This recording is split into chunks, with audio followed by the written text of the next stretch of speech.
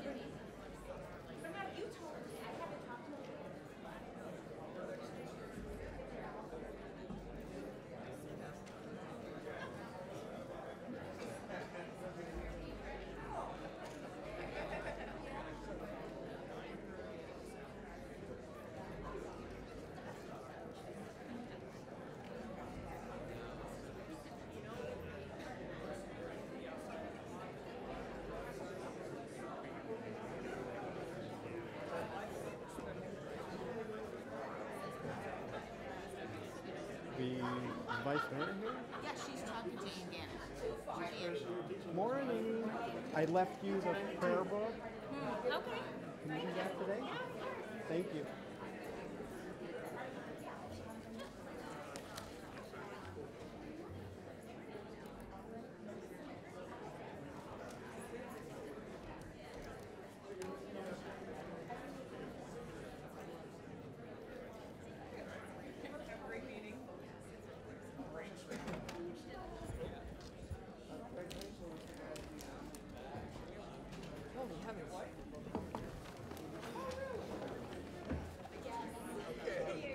Good. How are you?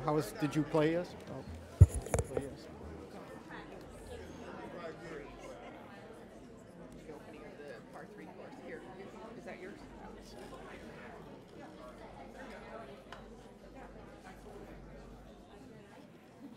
Does anybody want me to take your flowers up?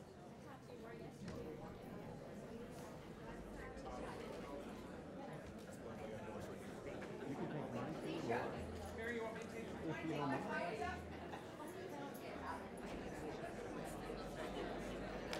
Thank you very much. You got it. I'll put it in my office. All right. It's going to be a number.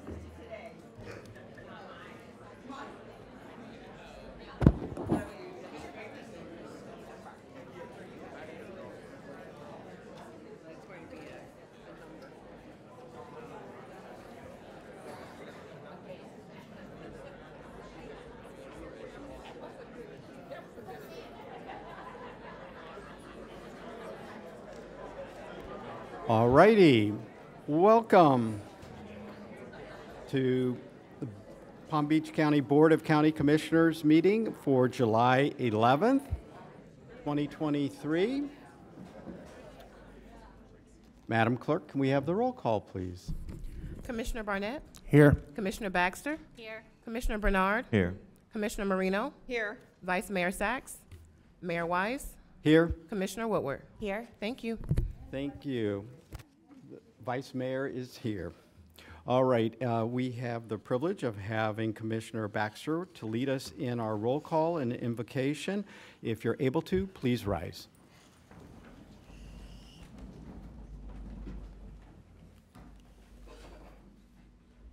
Dear God, we are thankful for this day that you have given us, for its blessings, its opportunities, and its challenges. We pray for strength and guidance for each day as it comes, for each day's duties, for each day's problems. May we be challenged to give our best always, and may we be assured of your presence with us. In Jesus' name, amen. Amen. I pledge allegiance To the flag of the United States of America and to the republic for which it stands, one nation, under God, indivisible, with liberty and justice for all.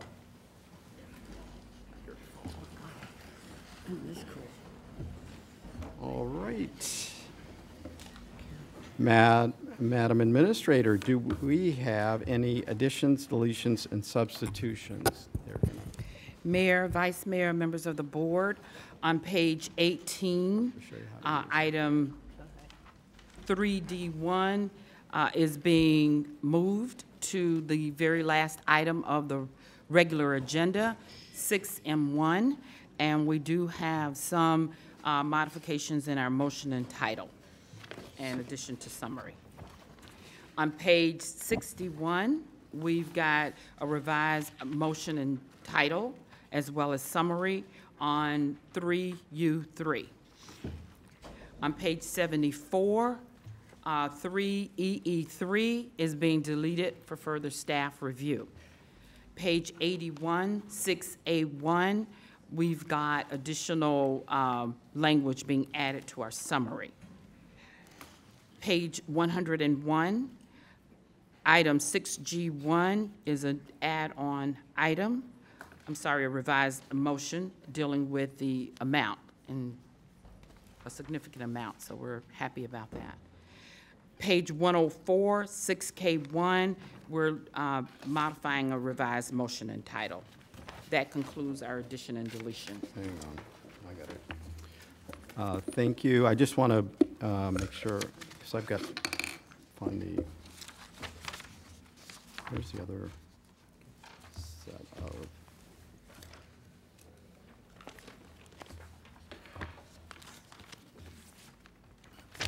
where is that? Which one are we on? 'Cause I've got a couple of them. Oh, there it is. This is the correct one. So,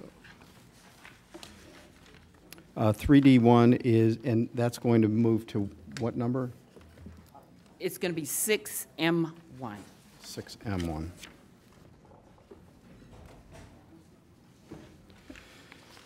All right. With that, is there a motion? Thank you. Is there a motion to adopt the agenda as amended? We have a motion by Commissioner Marino, a second by the Vice Mayor. Any discussion? Seeing none, all in favor, all opposed. That motion carries 7-0. All right, moving on to the consent agenda. Would any commissioners like to pull any items from the consent agenda?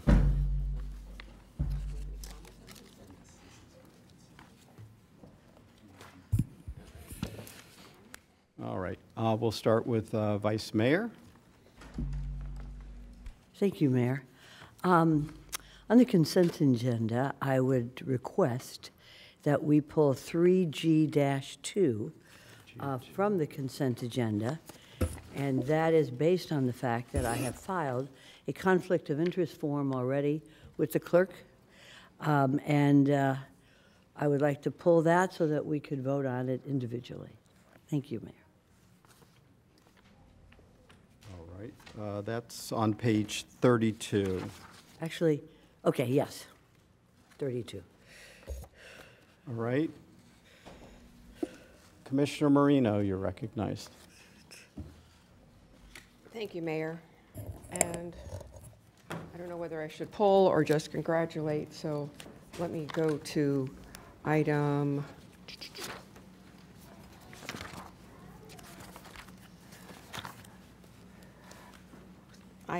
3E, 1, 2, and I just want to comment on them. I don't think they need to be pulled, but I would like to comment on them at the end of the consent agenda.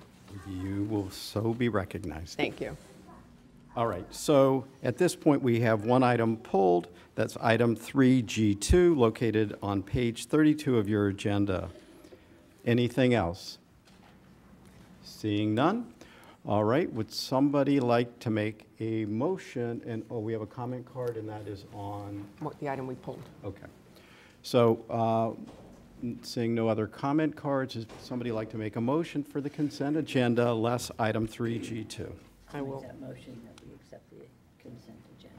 So we have a motion by the Vice Mayor, a second by Commissioner Woodward.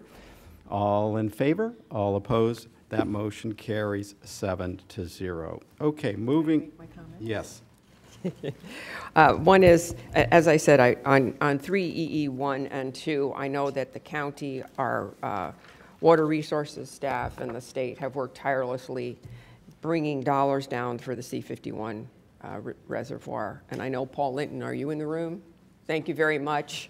There are a lot more items in this that should be really read into the record, but we are eventually, I'm sure, going to have a litany of information about this, and I look forward to it. But I just want to say thank you. It's millions and millions of dollars that are very necessary, and for connection from the north to the south and the south to the north, it's really, really warranted. So I would just want to say thank you to our staff for doing that. And also, I forgot to comment, I do want to comment to our Chief of Police and to the town of Jupiter for negotiating and getting the deal done. And Jupiter is still under the auspices of the Palm Beach County Fire Rescue. So thank you for all you did in that negotiation. I appreciate it. And those were my comments. Thank you, Mayor. Okay, thank you very much. All right. With that, we will be moving on to item 3G2, located on page 32. And do we need a presentation on that? Yes, please. Okay. So, you got, This is, now, I'm going to, here's the thing. You're recusing. yes, I'm going to remove, with regard to 3G2, Mayor, since there's a conflict of interest, I'm going to remove myself and have a cup of coffee. So while y'all discuss it, I'll be right outside in case you need me. Thank you so much. Thank you. All right. Well, now we have a technical challenge here because we have a new timing system, and I don't think any of us know how to use it. Yeah. Put your techie. Here, we've got somebody from staff here. We're going to get somebody from, just give us a moment. Good morning. You got it? We got it. We got it.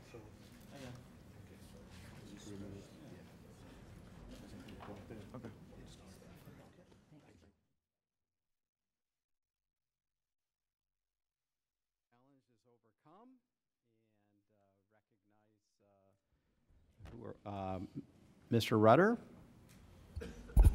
Mayor, good morning. This is a code enforcement lien settlement before you on one of our landscape services issues that's out there. OFMB, Sherry Brown's office negotiated this, a lot of back and forth with the property owner. They agreed to this number. It was done in good faith and with eyes wide open. Certainly we're available to answer any questions you have. Rick Torrance from Code Enforcement's here too, if the board wanted to just get a little more detail on this site. It was definitely one of the longer running ones with regard to landscape services. Certainly a number of the board members here are aware of the code changes we made to that through the course of time, but we're available to answer any questions on details if you have them. I'd like to get background on this, please. Sure, and I'll ask Rick to just run you through really quickly the site and kind of the particulars, the Well, you timing. can take his and- time. Good morning, Mayor, Vice Mayor, Commissioners, Madam Baker. This is Top Cut Lawn Services LLC, and we prepared a brief synopsis of the case history. In August of 2007, after meeting with approximately a dozen residents to address their concerns regarding various land use violations in the Heritage Farms community, code enforcement staff initiated investigations that eventually led to the relocation of more than 30 businesses that were operating illegally in the area. With somewhere in the neighborhood of 70 vehicles and many other assets, equipment stored at the site, Top Cut Lawn Services North LLC was likely the largest business operating the Heritage Farms in November of 2017. The property owner was the first of 4 cited. In addition to land use violations, the property owners were cited for construction of several structures without permits, including a modular office and 2 large metal storage buildings. The codes that were cited were the Unified Land Development Code 4A7C5, which is the prohibited use of a landscape service in a residential area, and 105.1 of the Florida Building Code. Both cases were heard at special magistrate hearing, and an agreed order was entered on July 18th of 2018. The property owner was given a deadline of February 28th, 2019 to bring the property into compliance.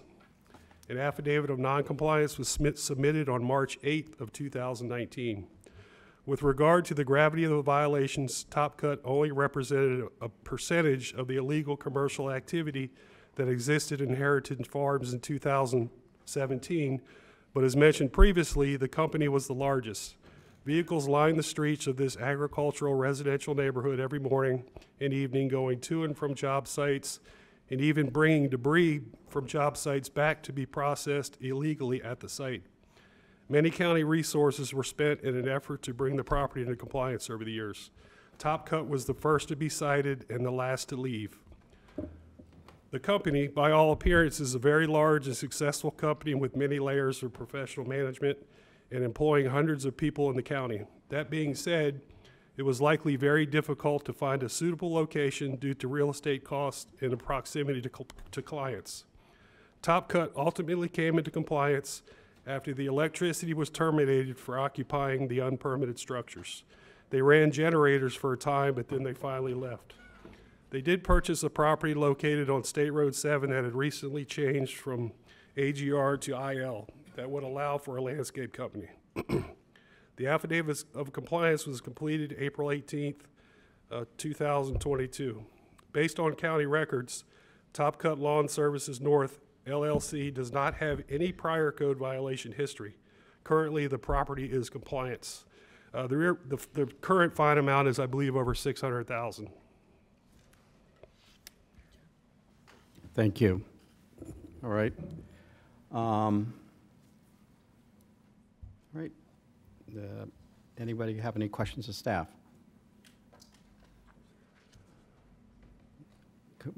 Commissioner Bernard, you're recognized. Thank you, Mr. Mayor. Did you say like the violations began in 2007 or 2017? 17. Okay, in 2017.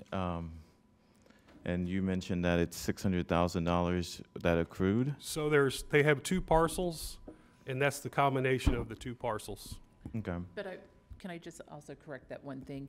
Is that they asked, when they start negotiations, that's when we stop looking at accrued fines. And so it was at $546,000 when they contacted OFMB.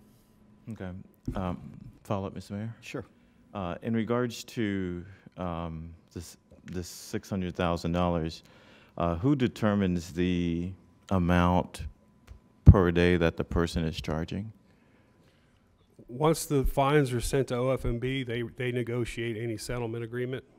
Who creates Oh, so each case is taken before a special magistrate. We have set fines or recommended fines. I don't want to say set fines. For use violations such as this, where they can't come into compliance, they need to stop. You know, it's an illegal use in a residential area. That typical fine is $250 per day. So that would have been imposed on both properties at the time.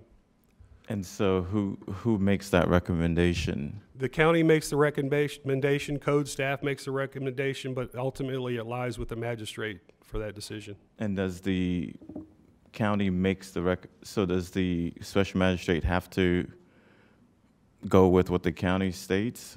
No, it does not. So things that are discussed at the magistrate hearing would be the gravity of the violations, any actions taken by the violator to come into compliance. In this case, there were none. And any previous violations committed by the violator.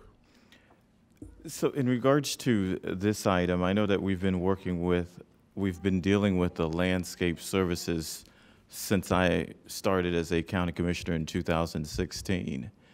I don't understand why were the fines continued to accrue while we were addressing this issue as a board of county commissioners. Well, we have methods that we could go back and repair. If the commissioners deemed that it was appropriate to change the code and allow landscape service in a residential area, we have processes that we can go back and address that. And when we made, I believe that when we were making the final decision on the fine ordinance, we gave staff the direction to work with some of the landscapers to try to minimize the amount that they were going to be charged. And Commissioner, yes, and have worked with a number of them. The amnesty program is one, and this applicant would have had the opportunity to utilize the amnesty program. They could not come into compliance during that window of time.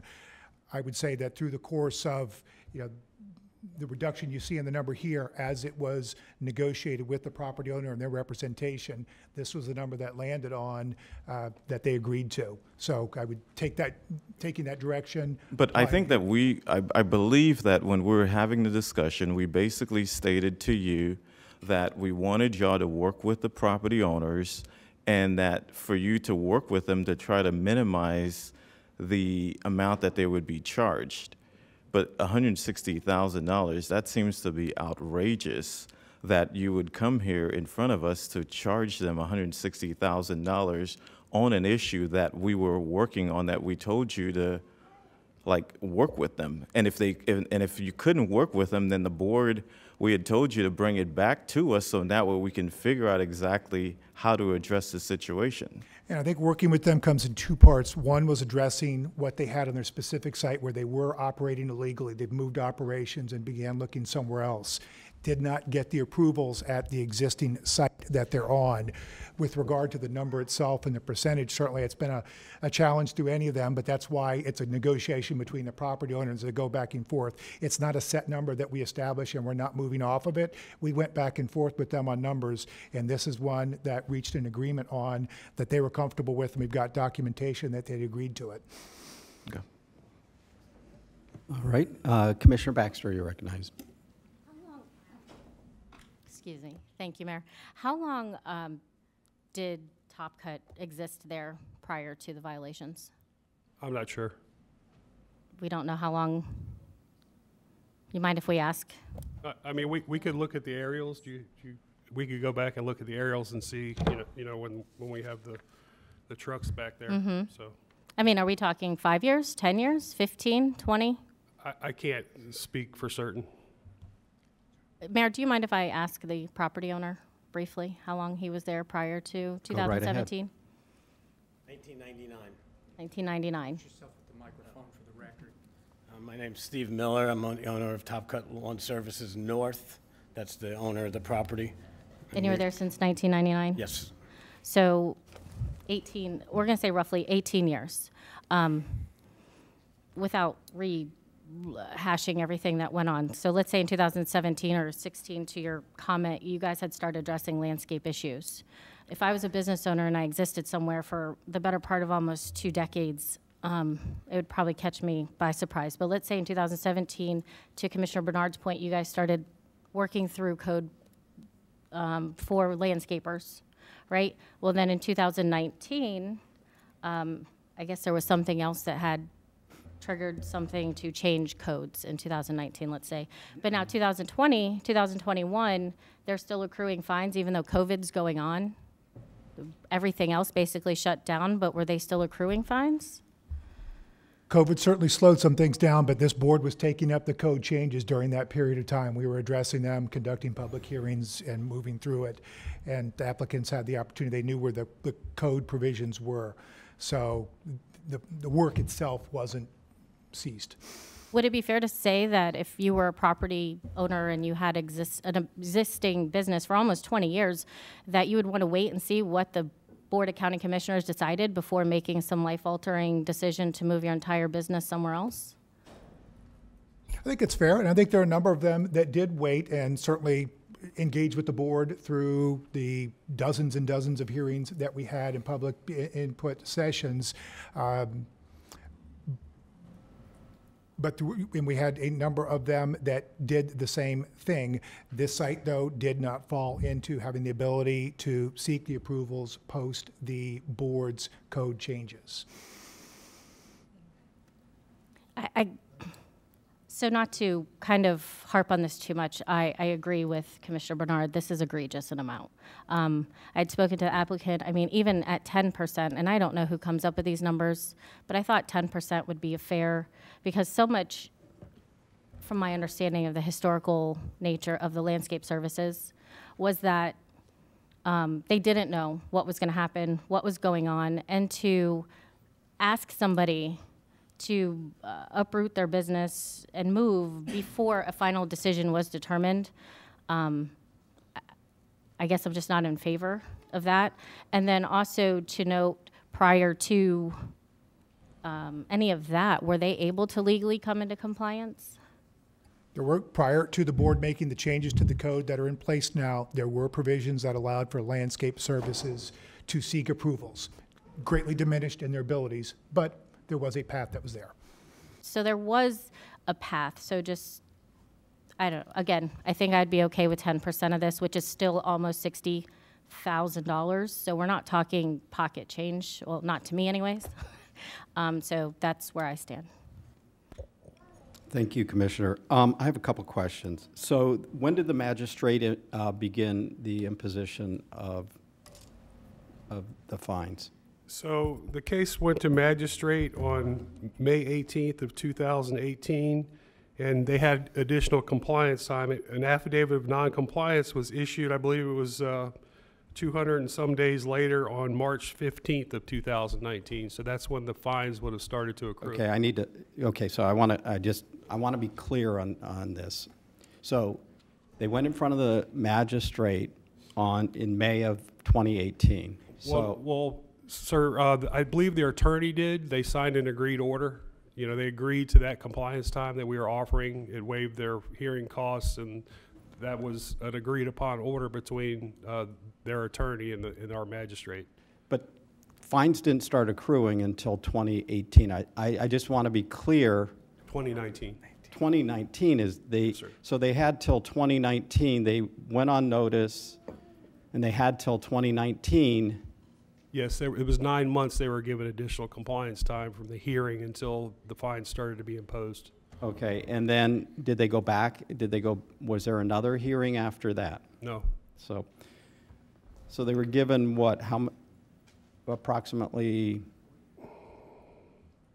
So almost 2 years since when we first contacted them, almost 2 years. Okay, so they had 2 years and at the time, and back prior to what the action the board took in terms of Heritage Farms and the landscape services and redoing the ULDC on this, it was an allowable use, but as a percentage of what was being done on the property. So there was a method of having the business co-located, or as if my memory serves me right, as an accessory, or there's another, as an accessory to a nursery or to another bona fide use in that area. So that is correct. So had it stayed smaller or had the other side of their business grown more, at the same time, they could have continued to stay in compliance with our code at the time. Well, I don't think this area would be able to be in compliance. It doesn't meet the road waivers. This particular lot, there was no agricultural use at all. It was literally chipping and mulching in the back and industrial vehicles in the front. I mean, there was no agricultural there. His other lot has agricultural, but not this lot. This lot, with the way it was, could never. But the potential was there. I don't think so because of the roads. It wouldn't have been approved. Oh. And I don't even know if he applied to go through the zoning process. And were ever any permits pulled on this? There are two structures, I believe, that don't have permits. The reason the power was pulled is because they had a modular building there that had 0 permits, and there were a lot of people occupying it, which was a safety issue. When you say they were occupying it as an office, or? Office, yes, sir. Okay, thank you. All right. Commissioner Bernard, you recognize. Mr. Mayor, there is no way that they could come into compliance. Like, whenever they were being fined for code enforcement, there was 0 way that they were going to be able to come into compliance. But however, we were going through the codes, the code through the changes since 2000, basically late of November 2016. So we told the landscapers that, we're going to try to come up with a rule to try to make it fair, and eventually, we came up with a decision. However, this $160,000 is not fair. This is outrageous, this $160,000 that they're trying to charge this company that they were never going to be able to come into compliance. I don't know. And they allowed them to be a landscaper since for 20 years. We allowed that? Yes. Or we were just unknowing that it is existing? They knew I'm sure code enforcement, county staff knew that. They knew they were in business. All those landscapers were there. You tell me not one staff knew that for 20 years that they were in existence at that location? Commissioner, I would tell you, like so many other operators in the area, we were not aware of them, and neighbors had not brought those kind of concerns, and that's had a lot to do with what precipitated the larger discussion. Speaking to anyone individually, couldn't tell you exactly, but there were quite a few of them that operated without our knowledge. So for 19 years, the company is operating somewhere, and they've never received any code violations, and then neighbors complain, and now we're trying to figure out a rule to try to address the neighbor's concern, and we come up with a new rule, but they could have never satisfy the code. Okay. Well, I received documentation from staff, a letter from, an email from the attorney representing Top Cut, and with an agreement with the county to accepting the $160,000. But just because the person accepts, the attorney says, hey, I'm going to agree to pay $160,000, it's still an extortion by the county. It is just, this is outrageous. It's an extortion that, these are taxpayers who are paying their dollars. They pay property taxes and they own property here. However, $160,000, that's an extortion. Was the property paying the appropriate tax? I'm sure they're paying the property taxes that they get a bill for. My question Mayor, would may I be- make a point of order? It's Michael No. Weiner. Okay. My question is, and I'll look to staff, what was that property being taxed as? It was being taxed as an agricultural lot, so he wasn't paying any type of business or industrial taxes So he's at all. taking an ag exemption and operating a business where other businesses that were legally set up in this county were paying On one their, property. what the taxes were on that property. In this case, we have somebody who was able to find a loophole to this and not pay the taxes that every other landscaper that was operating legally in this county was paying. So you're And I saying that have the a- I have a landscapers problem.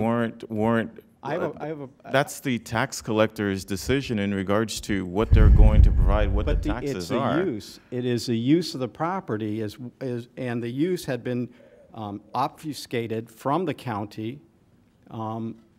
They went ahead and continued to claim the exemption when in fact that was not entitled. So, I mean, Mr. Mayor, if all I know is, somebody all wants I to can make tell a- you is that if this is somebody not, wants to this make is a an motion on extortion this- that should, this is outrageous, this is an extortion, Yeah, that, I think that we told the landscapers that we would work with them, that's the only reason why we agreed to the changes, that we were going to work with them to try to be fair to them, and because there is no way that they could come into compliance. We changed the rules to make sure that they could never come into compliance.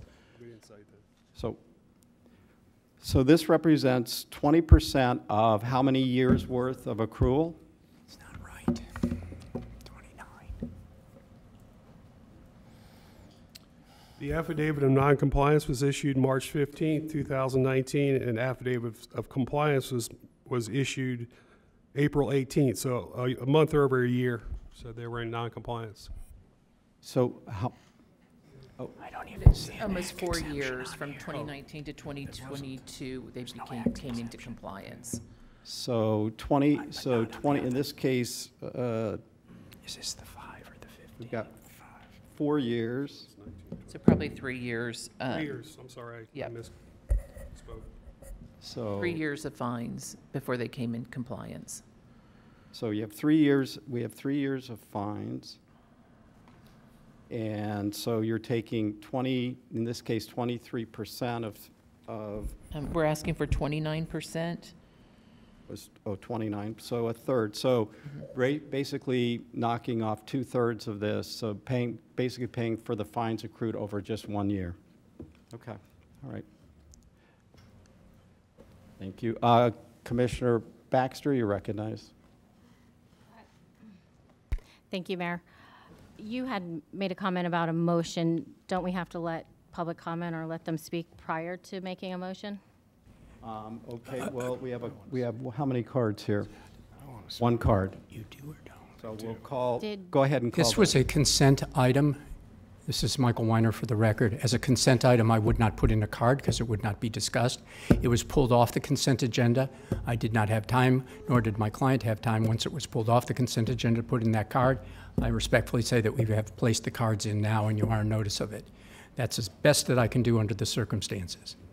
All right. If you want to go back and fill out a card, I'll ask the clerk to accept it, but we're going to call the cards in the order in which they were received.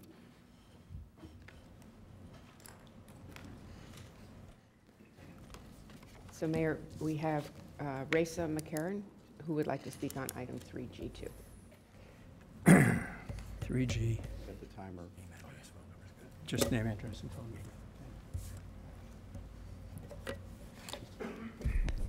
Thank you. I just wanted to mention that Mr. Miller purchased that property in 2020. So he had 3 years or 2 years to move his business, and he didn't. You guys offered them an amnesty program, an amnesty free. He could walk clear. He didn't take advantage of that. Mr. Miller has reached out to the community a couple of times, but we never, really discussed anything. All I'm asking is that Mr. Miller make it public that he supports our overlay in its full entirety. That has nothing to do with what we're talking about right now. I know, but I'm just putting it out there. Mr. Miller has been nice enough to speak with us. It would be nice if the county worked with the community. If you're going to give them this huge fine reduction, we might as well make some sort of agreement here so that everyone is happy, not just the person who can't follow the rules and continues to blatantly ignore them. We take them both. You guys are undermining your code enforcement by doing this constantly. And this is a huge, huge issue. As far as them being given time to come into compliance, they were given plenty of time. They chose not to. And he owned that property and what could have come to you guys and asked for help getting it ready to move on to, but he didn't. He sat on it. And there's a chance they could come back. So we need you guys to work with us and work with him and make it fair, not just to him, but to all of us, please, and thank you. All right. Who's next? Mr. Miller. If we might, if the cards have gotten reversed, it's Mr. Weiner. He'd like to speak first, and then my client, Mr. Miller, will speak. That's fine, thank you. We have one person at the lectern, please. It's okay. Thank you very much for acknowledging me. I think you can understand why we wouldn't put in a card. If we did put in a card on consent, it would be pulled. Obviously, we did agree to this, or my client did agree to this, and I understand why he did. A prolonged fight concerning code enforcement under these circumstances would be difficult and expensive, and there is no way that he would ever be entitled to attorney's fees at the end of it. The likelihood that he would actually be able to save $160,000 was small, so he made an economic decision. He will be at the microphone and speak to you, and he has his own reasons. Some of the things that have been discussed here, and I see divided, a commission have been discussed concerning landscaping and were discussed for many, many hours long before we came here.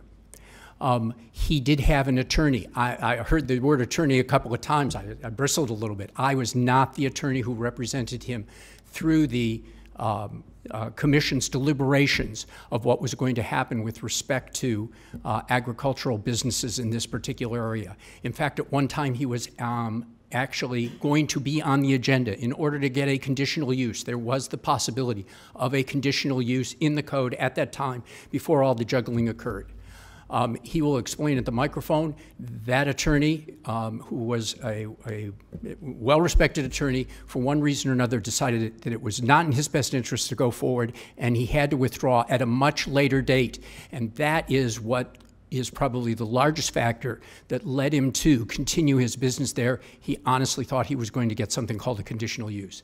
I ask any of you to take a look at your code and try to figure out what the agricultural uses is.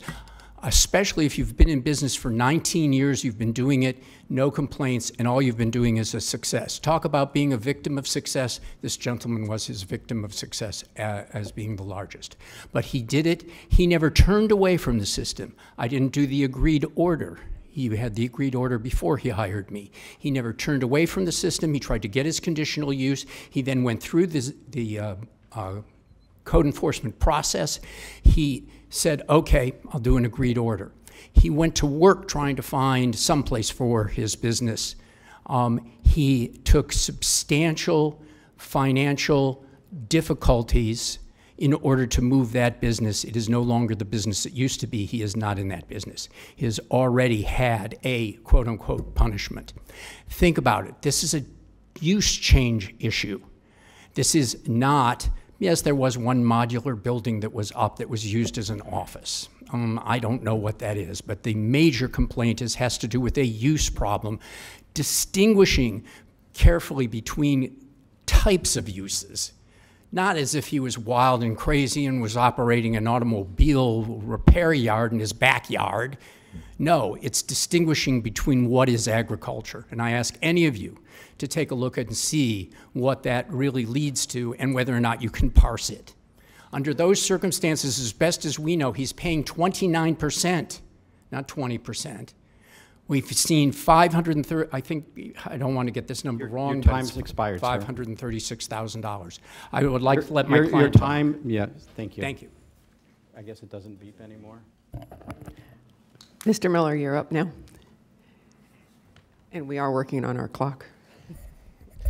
Hi, I just want to say that, you know, I'm a good citizen, and I was actually a good citizen at Heritage Farms. We did a lot there, and I always tried to do the right thing. So when those fines started, there was no decision made of what we can do or not do there. But in any event, I started looking for properties, and I went all over the place in this county, not in just Palm Beach County and Riviera Beach, to find a property suitable. I couldn't find anything.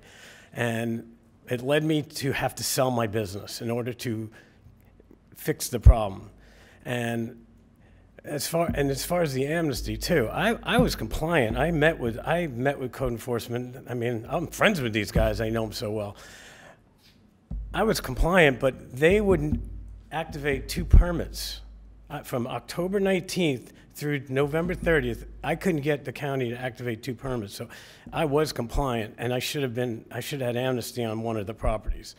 But anyway, I sold my business. I found a solution. I got a property, and in January 3rd of 2020, I closed on that property, and I was moving out. COVID hit. I had contractors fall down on me. The county wouldn't approve permits. It took me 18 months to get a permit. I was not about to go into a property again without being compliant. So it took me over 18 months to get a permit because of COVID. And I did everything I possibly could and spent a lot of money and worked really hard to be a good citizen. And I think there's a lot of situations that happen here that worked against me, and the county didn't help because they had their own problems with COVID too. So that delayed a lot.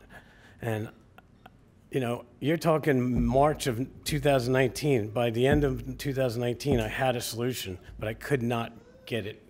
You know, I'm still working on that property, but I've done everything possible to do the right thing, and I think 29% is a lot. And I got into a point where I didn't have a choice but to agree because they were not negotiating with me anymore. And you know, I have a family, I have 2 kids in college. You know, it's a lot of money, and I just don't agree with it. and I've really tried to do the right thing.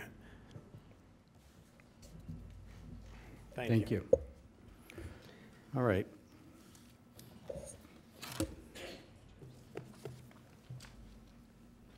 So Mayor, where are we now? We are. We need a motion? We need a motion. I appreciate everybody who spoke here today, but I am going to make a motion to approve the settlement offer. We have a motion by Commissioner Marino. Is there a second? Second. We have a second by Commissioner Barnett. Commissioner Baxter, you recognize. I would like to make a substitute motion to approve 10% of the requested amount. Second. We have a motion by Commissioner Baxter, a substitute motion by Commissioner Baxter, and a second by Commissioner Bernard for a settlement of 10%. Is there any further discussion? If not, we'll ask then for a vote on the substitute motion of a settlement of 10% of the, which would be, let me just make sure I got this right. It's going to be, would be $54,600 And $15 and 71 cents. Yep. Okay, so that's a motion on the floor right now. Any further discussion? Seeing none, all in favor, say aye. Aye. All opposed, say nay. Nay. No. So we have a 3 to, what do we have, 3 to 3? So motion fails. Would somebody like to make another motion? I will make the original motion of approval. We have so we go back to the original motion, or we go back, we have a new motion on the floor at the settlement of $160,000. We have a second by Commissioner Barnett. I will recognize Commissioner Baxter. Please, if Commissioner Bernard can go. We'll recognize Commissioner Bernard then. Thank you, Mr. Mayor. I'd like to make a substitute motion to postpone this item and to allow staff and administration to work with the applicant and to see if we can come up with a better decision. Okay, we have a motion by Commissioner Bernard to postpone this item. We have a second by Commissioner Baxter. Do you want to be recognized as well? All right. Are there any other discussion on this item? Okay, so there's a motion to postpone. All in favor, say aye. Aye. All opposed? This motion passes 6-0 with Commissioner or Vice Mayor Sachs off the dais. This item is postponed. Thank you all very much. Thank you to staff. Thank you for your time and deliberation. I appreciate it. Thank you. Thank you, Mr. Miller. Thank you, Mr. Weiner. All right, moving on. Special presentations.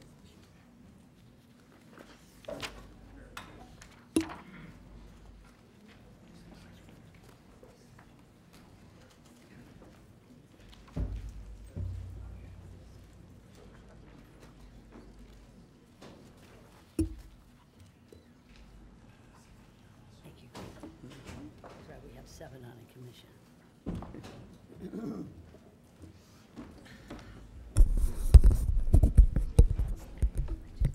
Would Dr. Patricia Sharon please come forward? I am so happy to present this proclamation to not be discussing code violations.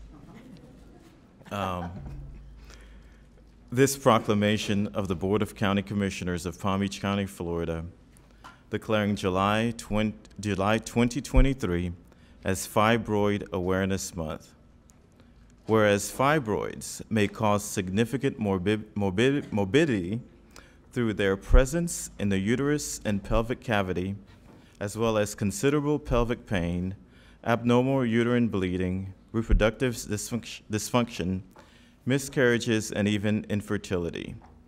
And whereas the pain, discomfort, stress, and other physical and emotional symptoms of living with fibroids may significantly interfere with a woman's quality of life, compromising her ability to function normally, work, or care for her family, and may lead to more severe health and wellness issues.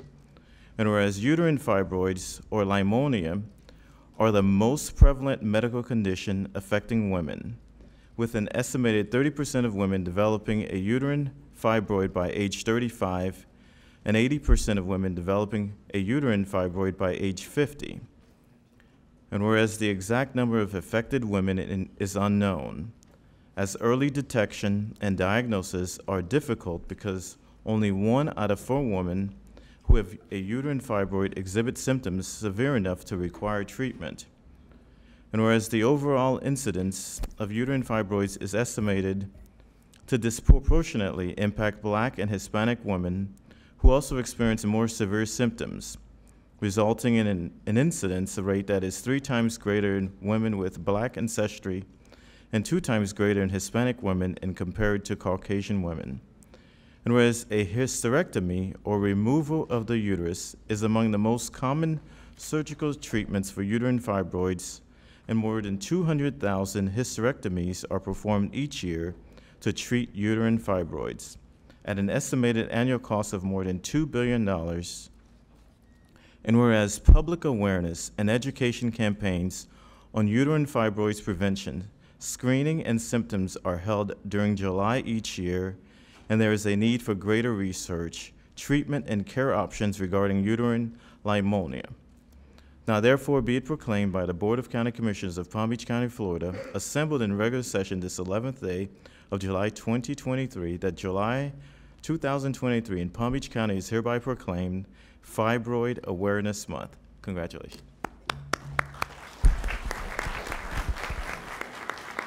Hi, I'm Dr. Patricia Sharon from the T. Leroy Jefferson Medical Society. We are a group of physicians who really focus on minority health problems and also just taking kids in through a channel to get into medical professions, whether it's nursing, physician. But here, we're really excited to accept this. It's hard work that Commissioner Mack performed here. And I wanted to point out that one of the oldest known women who perhaps suffered from fibroma was a woman in the the Bible, the book of Matthew. Lady had an issue of blood for 12 years. She spent all her money trying to find an answer. And finally she did. But here, this poor lady is focused on by Christ. And we need to just turn our attention to the issues that affect women. Too infrequently we look at these. I wanted to point out that her loss of finances, poverty is really associated with chronic illnesses. And to add to that, even though a woman may qualify for Medicaid, most of the gynecologists who are in private practice in Palm Beach County do not accept Medicaid. So those women have no health home, even though they have insurance. So this is really a great idea and a great commission on your part, Commissioner Mack. Thank you so much.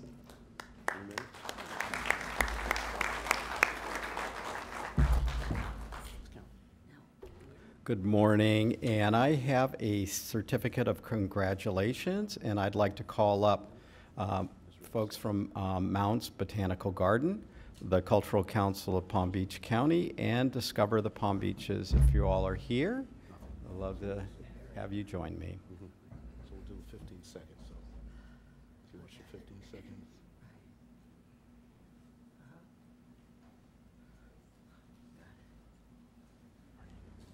We had those beautiful orchids from Mounts. Thank you very much. This was hard because I had to keep this a secret.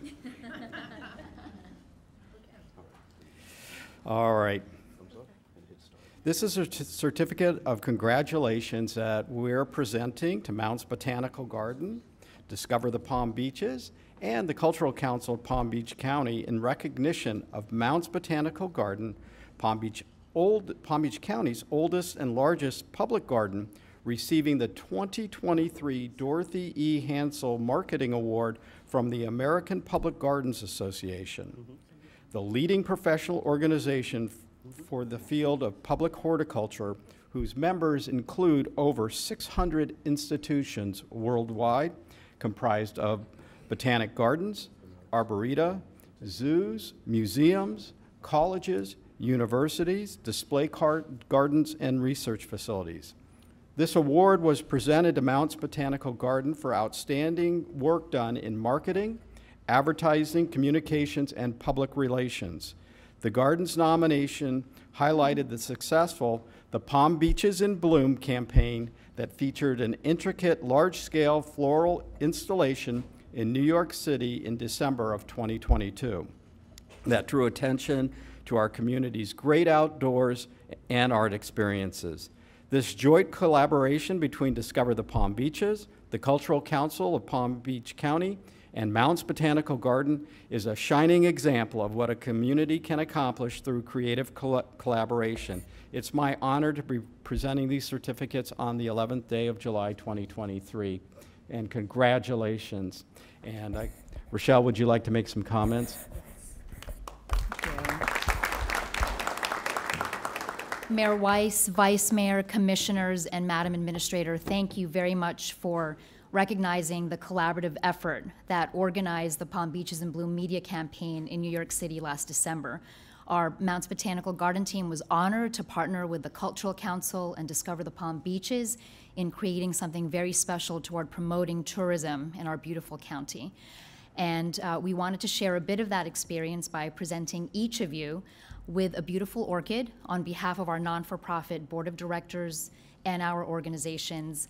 We were commissioned to create a large-scale living botanical installation that required shipping over 1,000 orchids to New York City in early December, but we wanted to really represent Palm Beach County. So we hope that these orchids bring an extra bit of beauty to the rest of your week. Thank you on behalf of our partners.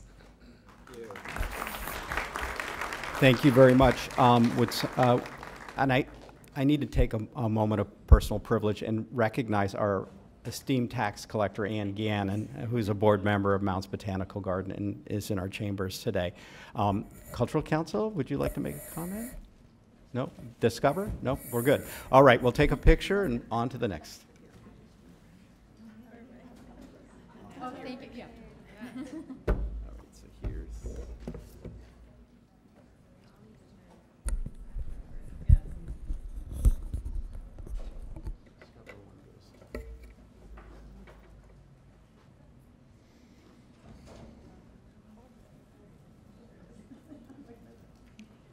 Okay, while they're getting ready for their picture, I'd like to call Stephen King and Gregory Hazel up to the front, and anyone else who may be with you.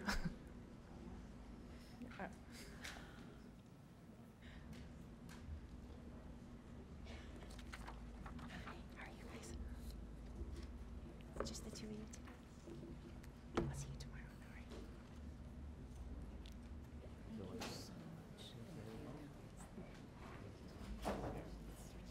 I'd also like to thank you for my orchid. It's already in my office. Thank you.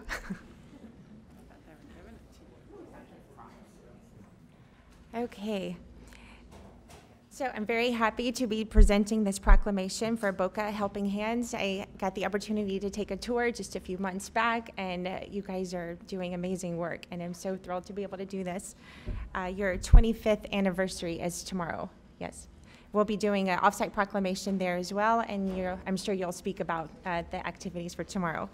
But the proclamation is declaring July 12, 2023 as Boca Helping Hands Day. Whereas 25 years ago, Boca Helping Hands founders had a vision to provide hunger relief services for community members living at or below the federal poverty guideline.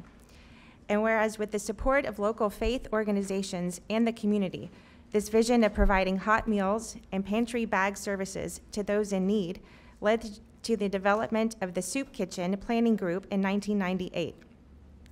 And whereas on July 12, 1998, the agency was named Boca Helping Hands. And since its beginning as a humble soup kitchen, Boca Helping Hands has now grown to assist nearly 35,000 clients annually in southern Palm Beach County via its base operations in East Boca and satellite locations in Boynton Beach, Delray Beach, Lake Worth, and West Boca. And the agency has expanded its services beyond hunger relief to also include financial assistance, healthcare access, and job training programs. And whereas the past, present, and future donors, volunteers, supporters, board members, and staff of Boca Helping Hands are commended for their collective dedication to helping individuals and families improve their quality of life and build financial stability. Now be it proclaimed by the Board of County Commissioners that today, the 11th day of July, that July 12th of 2023 in Palm Beach County is therefore proclaimed Boca Helping Hands Day.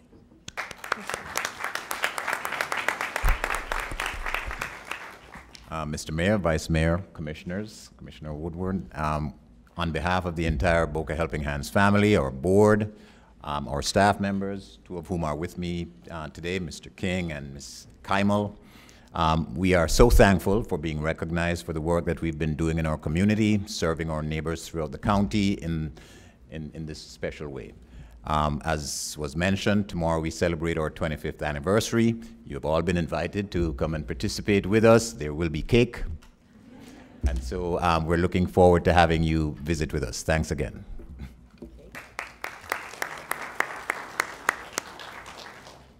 All right. I have a large contingent in this next group. I would like to ask Assistant County Administrator Durrett Miller, Director Jennifer Cirillo, Deputy Director Paul Connell, Administrative Assistant Gladys Wingham, Okehely Nature Center Manager Emily Travis, Okehely Nature Center Naturalist Elise Pullen, and of course Sparky the Gopher Tortoise and Houdini the Small Easter Screech Owl to join us.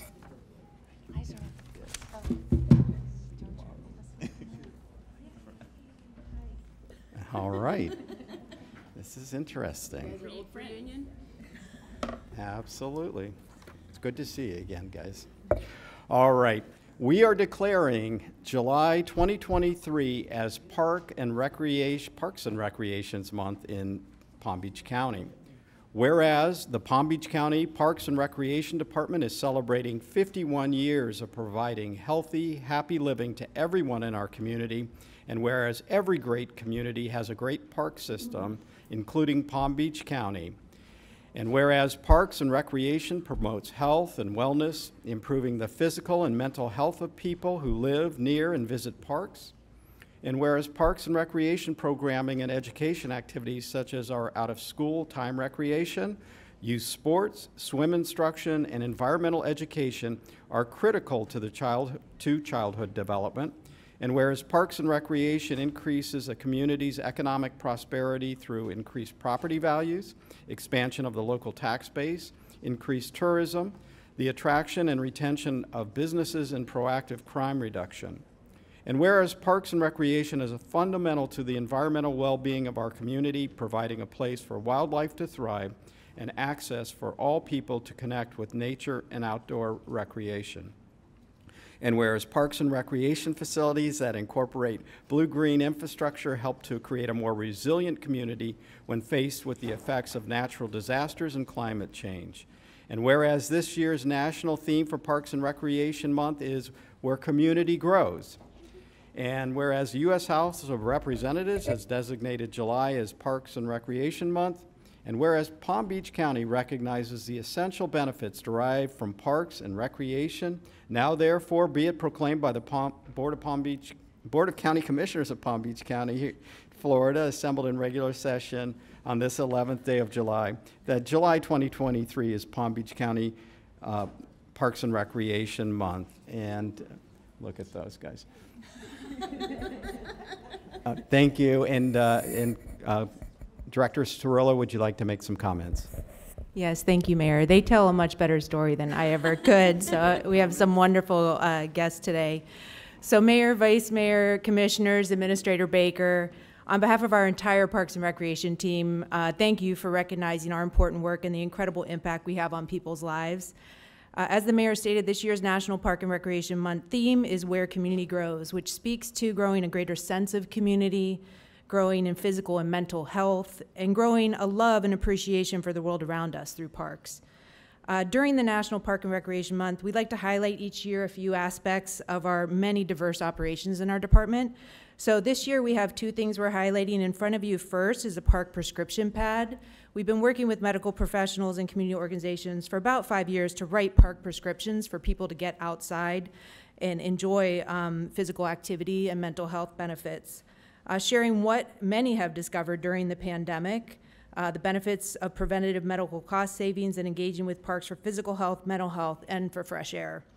Also, you may have noticed our very, very special guest from our team here, so thanks to Emily and to Elise for joining us today, along with Sparky and Houdini.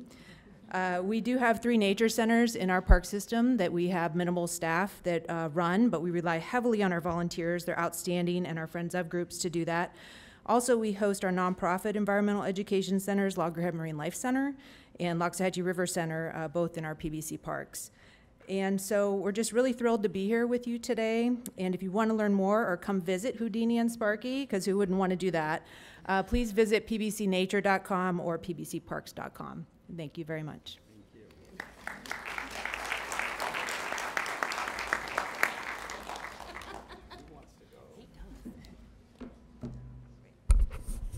They say never follow animals or kids, right? Wish I could be there getting a picture with us. Okay, today is a very special day because today we're going to honor 3 people who have done so much for us here in Palm Beach County.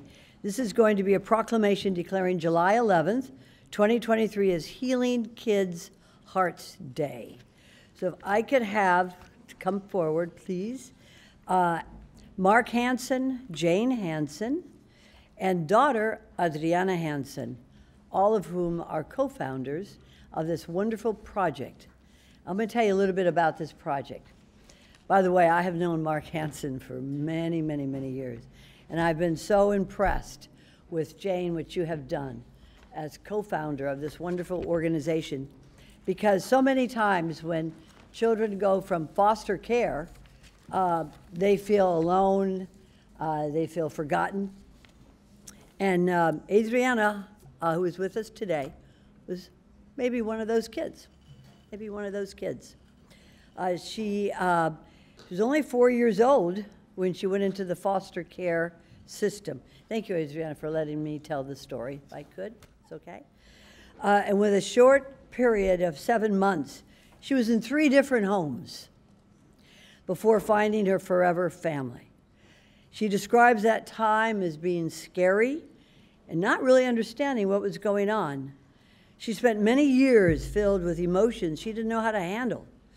And her body was in a constant hypervigilante state.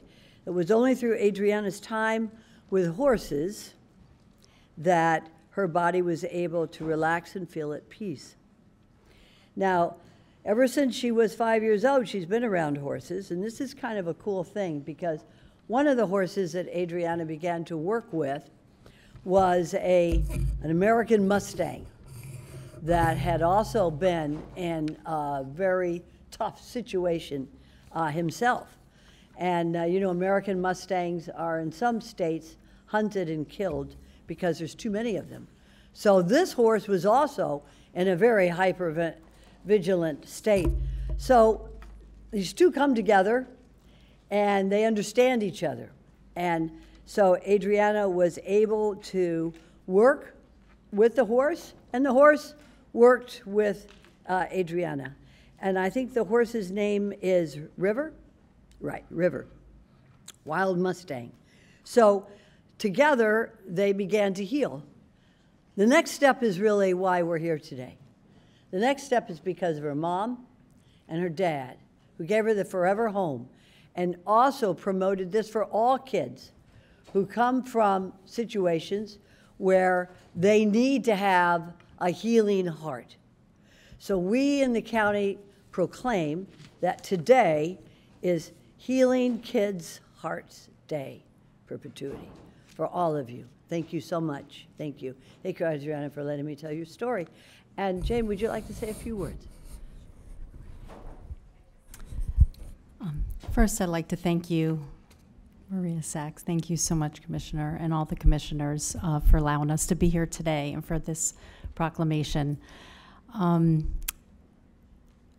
Our journey started, like she said, with Adriana coming to us, and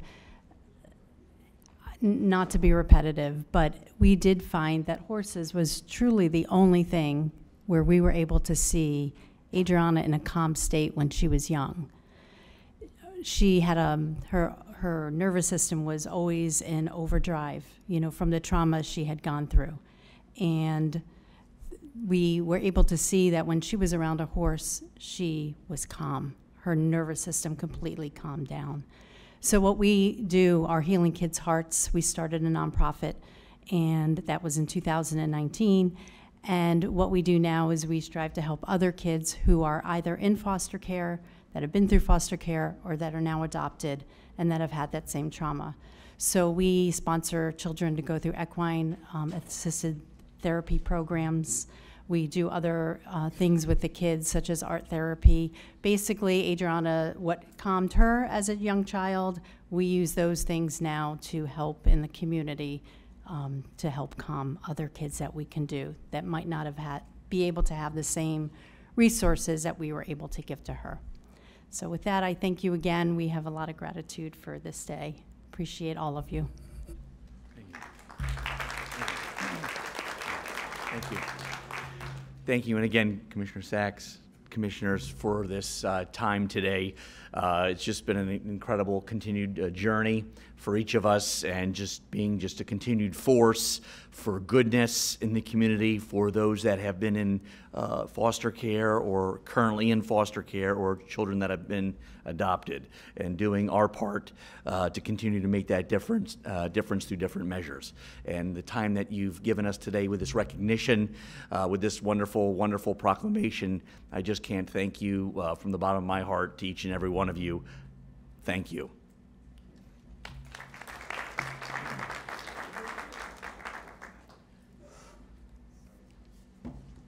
While they're taking a picture, I neglected to announce earlier in the meeting that we have a new procedure in chambers that we, because of the way security is set up, that we enter on the east side of the building, which is to my left, your right, and to ask people to exit on the west side of the building, which is my right and your left. So ask for your cooperation, and then also like to take a moment of personal privilege and acknowledge that we have some young boys here, or young men, that have joined us from Boy Scouts. I think we've got a couple of troops here, so when we get to public comment, we may be able to call them up.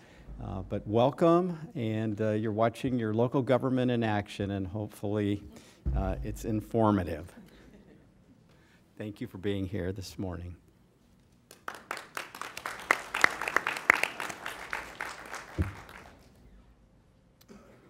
All right. Moving on, we are now on to item number 5, public hearings. And would there be a motion to receive and file proof of publication? We have a motion by Commissioner Marino, second by Commissioner Baxter. All in favor, all opposed. That motion carries unanimously. All right, moving on. Oh, you want to, okay, Commissioner Sachs has asked for a moment of personal privilege as well. Thank you very much, Mayor. I'd like to present to everybody, all my colleagues and the folks here, 2 amazing interns. And I wonder if you could just move to the middle of the aisle and wave.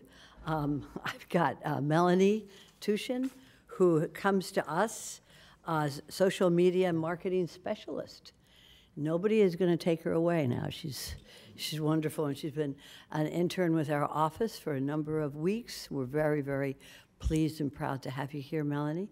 And the young man is Caden Belfour.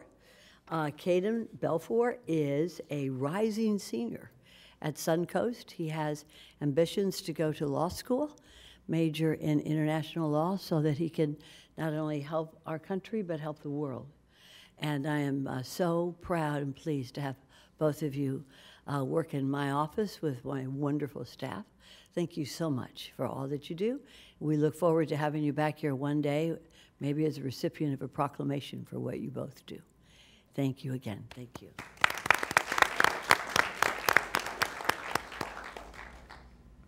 All right.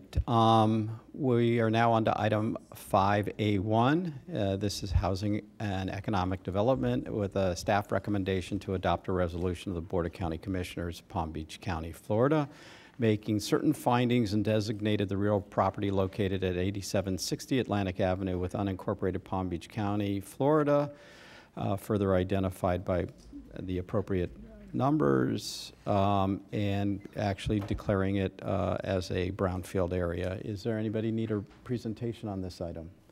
No. We have a motion by Commissioner Marino to adopt the motion or adopt the resolution, and a second by the Vice Mayor. Any further discussion? Seeing none, all in favor, all opposed, that motion carries 7-0. Thank you. Moving on to item 5B1. This is the OFMB. And this is a motion to adopt an ordinance, Board of County Commissioners, Palm Beach County, Florida, amending the Palm Beach County Unified Land Development Code Ordinance 2003-067 as amended by amending Article 2, Chapter G, Section 3 concerning board membership qualifications and term limits for the Impact Fee Review Committee. All right, we have one card. Does anyone need a presentation on this? So, okay, we will have a presentation. Thank you.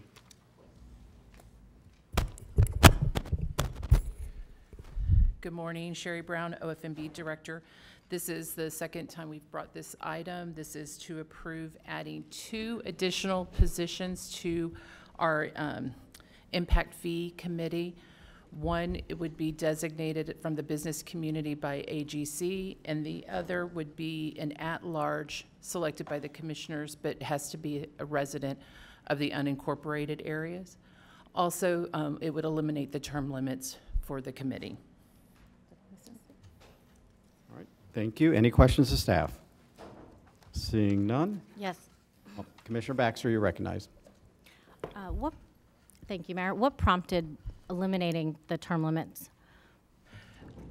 There are a couple of members, 2 or 3 members that have been on the committee for many years, so they would be term limited, but they have quite a bit of knowledge after all these years of impact fees, and so that was the drive to eliminate the term limits. So they could essentially be there forever? Correct.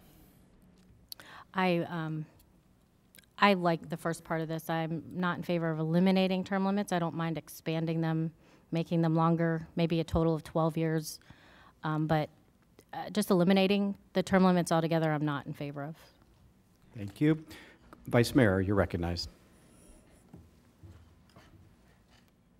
Well, I wasn't going to speak to that, Commissioner Baxter, but what I was going to speak to is the fact that I wanted to have a representative from unincorporated Palm Beach County, because there's so many of us who represent portions of Palm Beach County that are not in the city. And I thought that those folks should and must be represented. So that was what I was going to speak to, and I thank you, staff, and Sherry, for putting that on. Thank you. Thank you. Any further discussion on this item? Somebody like to make a motion?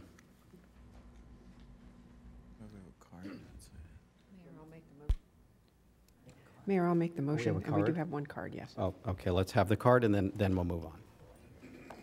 Michelle DePotter? Good morning, Still morning, good thing. Good morning, Mayor, Commissioners, County Administrator Baker. I'll keep my remarks brief. I spoke in June. I wanted to come up here and speak because you were here, Commissioner Bernard. I wanted to thank you on behalf of my board for moving this item forward when you did, and for the support from this commission for it and designating a seat for AGC. We will look forward, assuming that you guys support this, to putting a qualified person from our board on there and working with our friends in the business community and the others that serve on the Impact Review Committee. Thank you all very much. I have a quick question. Okay. Commissioner Bernard has a quick question. Michelle, if you can kind of, you know, the Commissioner Baxter mentioned the term limits. Yeah. Any? So let me just be clear on behalf of AGC. Our item is, our priority is having a seat back on this committee and working with everybody collectively. I believe that this came up in a WebEx meeting, if I'm not mistaken, when I participated online. And we were talking about the difficulty in finding good people to serve on this committee. Scott Worley, Lloyd Ecclestone, they've been on here, Shirley, for a long time, and it's really difficult to find someone to serve on here that's got the knowledge and expertise.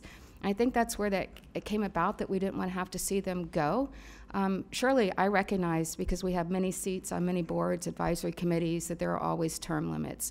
The discussion was bred from there, and I said at the last meeting in June that it's not something we would stand in the way of, and I gave you a reason why we would support it, and it's because of what I just stated, and many here, and I think staff would agree as well. And so that's kind of where it came from. It wasn't an AGC thing per se, but we do support it. Thank you very much. And we thank you. Thanks. Okay. All right. Would somebody like to make a motion? I will. Thank you, Mayor. I'll make a motion to adopt. We have a motion by Commissioner Marino to adopt. We have a second by the Vice Mayor. Any further discussion on this? Seeing none, all in favor, all opposed, this motion carries 7-0. Thank you very much. Moving on, OFMB, we are still in. This is item 5B2. Staff recommends a motion to approve the use of the uniform method of collecting ad valorem special assessments provided in Chapter 197 Florida statutes pursuant to notice and the intent adopted by Resolution 97-2152 and Resolution 2011-1833. And this has to do with a water connection of two properties, correct? Yes, and also there's a couple of nuisance abatements that would also, but what this item does is allow us to add it to the tax bills for those items, because those were previously approved. Okay, so it's been previously approved. Now it's a matter of adding it on to their tax bills. All right, anybody not seeing any need for discussion or presentation?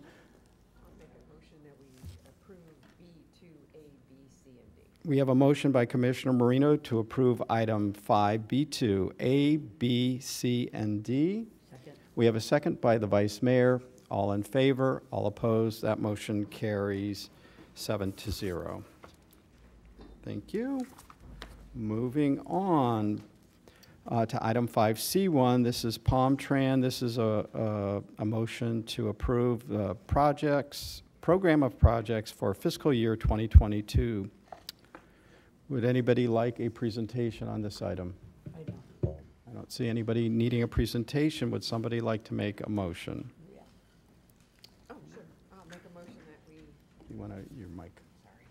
I make a motion that we accept 5C, 1A, B, C, D. Mm-hmm. Okay, we have a motion from Commissioner Marino on item 5C. 1, A, B, C, and D for approval. We have a second by the Vice Mayor. All in favor? All opposed? That motion carries 7-0. Thank you. Thank you. Yes, ma'am. Oh, please. Oh, I'm sorry. I didn't see your light. Thank you. Commissioner Baxter, you're recognized. Hi, guys. I appreciate all the hard work that you put into this. I have been vocal about my feelings and the transition that I would like to see us heading more towards voucher systems. I want to say quite a bit we have PalmTran items coming on, and we're spending more and more money, and I'm feeling very unheard, that I would like PalmTran to start scaling back, not keep adding more spent dollars towards this. And keeping in mind, I would still waiting to see this voucher program we've discussed a few times. I'm not personally in favor of the electric vehicles that you want to switch to, because being in the automotive industry, I know what that looks like. So I just want to say, you know, at some point I'm going to start really pushing back on these, because I'm not thinking that we're being heard. And I feel like us as a commission have stated we want to start scaling back, and this is heading in the wrong direction. So I do appreciate the hard work, but I just want to make sure that we are all hearing each other. So thank you, guys. Thank you. Commissioner Marino, you're recognized. Before you go, I totally agree with Commissioner Baxter. This is a beast, and it's a beast that's growing, and it should be a beast that's tamed. And when I hear the comment, well, it's, you know, it's federal dollars, that upsets me, because federal dollars are our dollars. When it's state dollars, they're still our dollars. And so I totally agree with Commissioner Baxter. And I think when we write for grants, we should be writing for grants that take care of things that we have in place. And I think instead of the coverage model, we start to go back to frequency.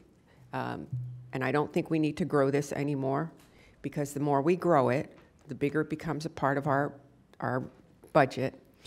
And we will just be adding instead of trying to manage what we have in place. So I am totally in agreement with Commissioner Baxter. I think we need to be more cognizant of programs in place versus writing for grants because we want to create something new. Every time we create something new, we grow it a little bit more. And this is a beast. So thank you. I agree with Commissioner Baxter.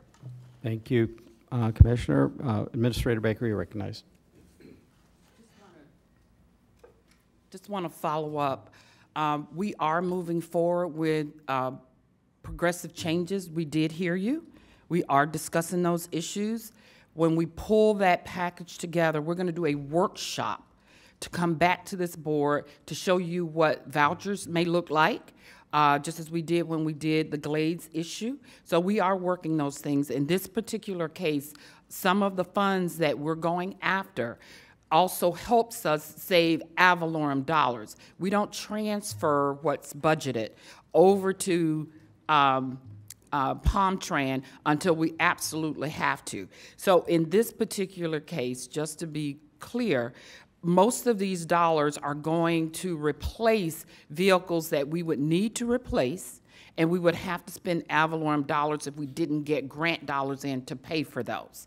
The electric buses, that is something that FTA is pushing, and so we're not looking to do a overall conversion of all of our vehicles to electric. Hear you loud and clear.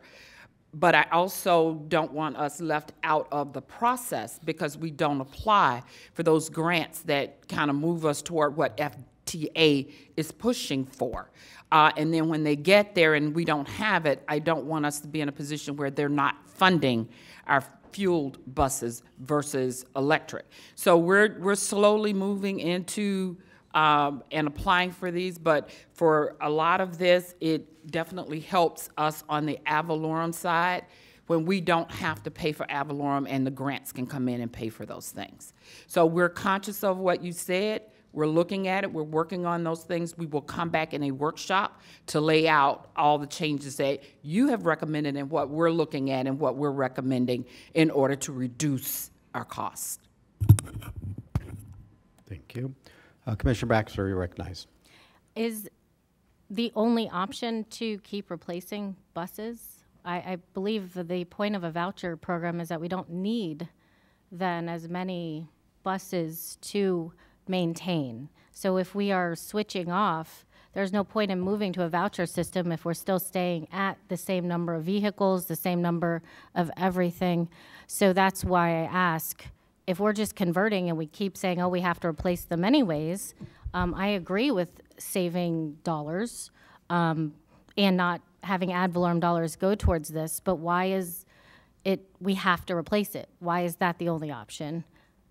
Mayor, if I may just briefly respond, and you know, when we come back to the board and present a more comprehensive look that includes some of the voucher discussions that we had at a previous workshop, you know, some of the things that we'll look at are exactly what Commissioner Marino talked about in her comments, which were looking at that coverage model that we have that exists today versus a frequency model. Now, what that means sometimes is not necessarily a reduction in buses, because when you reduce a coverage model to a frequency model, you're actually putting more buses on a particular route to increase the frequency of those routes, which in turn will build your ridership, which will in turn, you know, develop affordable workforce housing, et cetera, in some of those corridors. I mean, that's some of the function of how that works. So even when we're moving forward, you know, our current staple of vehicles, buses that we have in place today, the number overall might remain the same if the board wants to maneuver from a coverage to a frequency model. It's just as we move forward, looking at some of those places where we might be replacing what we have in coverage today with a pilot that looks at a voucher system to see how we might effectively move those riders that depend on that fixed route there today, albeit it might be a smaller number than other routes that we have. But those are the things that we're weighing in trying to responsibly put it together and in a manner that we think will best serve your constituents. That, you know, we rode Palm Trend recently. I was with Commissioner Bernard, spoke to a number of riders on a fixed route that is in an area that's a very, very low frequency bus. But the words that I kept hearing were, "This is my lifeblood. This is how I get to where I need to go every day." And so as we look at replacing some of those options, we want to make sure that suggestions that you have, which I think are very good, and we will do a very deep dive and bring back recommendations. Those are the kinds of things that we just need to be responsible from the staff side as we have a service. If you're pulling back from service, one thing I've learned in my years, when you have services out there and you pull those services back, you need to be cautious, you need to be careful, and you need to be very deliberate about how you do it. And then you also need to offer some options and alternatives as you move along. So we hear you loud and clear. We'll work very closely with the administrator and your offices to make sure that we do that in a timely manner. Mayor, and I just will say, just one last thing. I mean, these items that we bring to you, I mean, these are yearly items that come back to us. I mean, they're sort of in the queue of grants that every transit property in America is applying for. So an item like a super grant is not necessarily something that we're doing above and beyond what we normally would get. You know, but I also have heard from board members that say, hey, go out there and try to get other funding sources to alleviate some of our ad valorem burden in Palm Trend. So we're trying to balance both of those needs from the Board of County Commissioners as well. Sorry. Lastly, so I firmly believe engaging our private sector is going to actually make our residents happier because of several issues that I think a lot of guys don't consider is safety. Going to a Palm Trend, your bus stop, you get on the bus, I mean, those are safety factors. Having a voucher system to engage a Lyft or an Uber to come directly to your door, to pick you up, to take you where you need to go, and the millions of dollars that we have, I mean, almost 200 million, we're up to 190 million total costs, and I realize some of those are federal and state dollars, but to Commissioner Marino's point, those are still tax dollars. And so I don't think that is a wise use, and with our ridership, I mean, with those dollars, you could almost buy everyone a car. So engaging a voucher system, I think, is so beneficial to our handicap, to our elderly, to people who can't stand in the heat, to people who don't want to stand in the rain, and it just makes so much more sense on a cost factor to do instead of spending almost $200 million. And I'm not saying I want to eliminate it because I think it does great things. I've heard amazing stories, but I'm saying, yes, there is, I think, room to scale back a lot and move into a door-to-door type of engaging the private sector. So thank you. Understood. Yes. Thank you. Commissioner Woodward, are you recognized? Thank you, Mayor. Although I agree a lot with the cost of this, the only thing that I would caution on the voucher system is with bus service, it's about getting cars off the road, about multiple cars off the road. And I think for the eastern, more urban areas where we have fixed routes, increasing the frequency I definitely encourage that because I know down where I am, most bus stops are 1 an hour. And that's not going to increase usership because no one's going to stand there they miss the bus by 4 minutes and they have to wait another hour. And most of these stops aren't even covered or sheltered, so you're standing in the sun. We have a lot of ways that we can improve our fixed route service. Increasing frequency is definitely something I encourage. And we've had multiple conversations about the connection, which I think we all know that's a behemoth. And I know we're working on qualifying drivers and scaling back on that. I got a good chart from you yesterday. Those are the areas I think where the voucher makes more sense and having that for however that ends up working. But as far as the fixed route, it's about getting cars off the road and providing more stops or more frequency of stops for people. I actually tried to figure out how I could get from Boca to here. Quickest route was going to be 2 hours and 45 minutes for me to actually go to the closest stop that I could walk to from my house.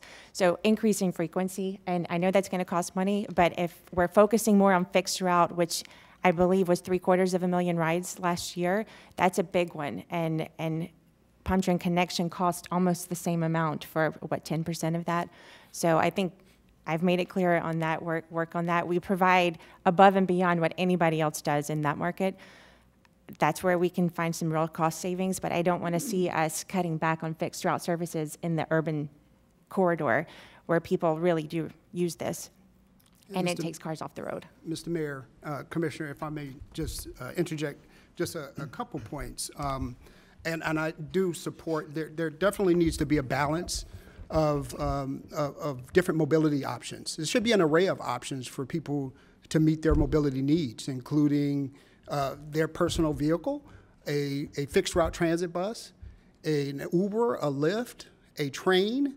That's what makes public transit work. They're having an array of options. Now, one of the things I just want you to consider, when we have an item here for $24 million from the federal government, and the reason they're giving us or granting us these dollars is a combination of 3 things: population, passenger trips on fixed route, okay? Passenger trips on fixed route, population and passenger miles.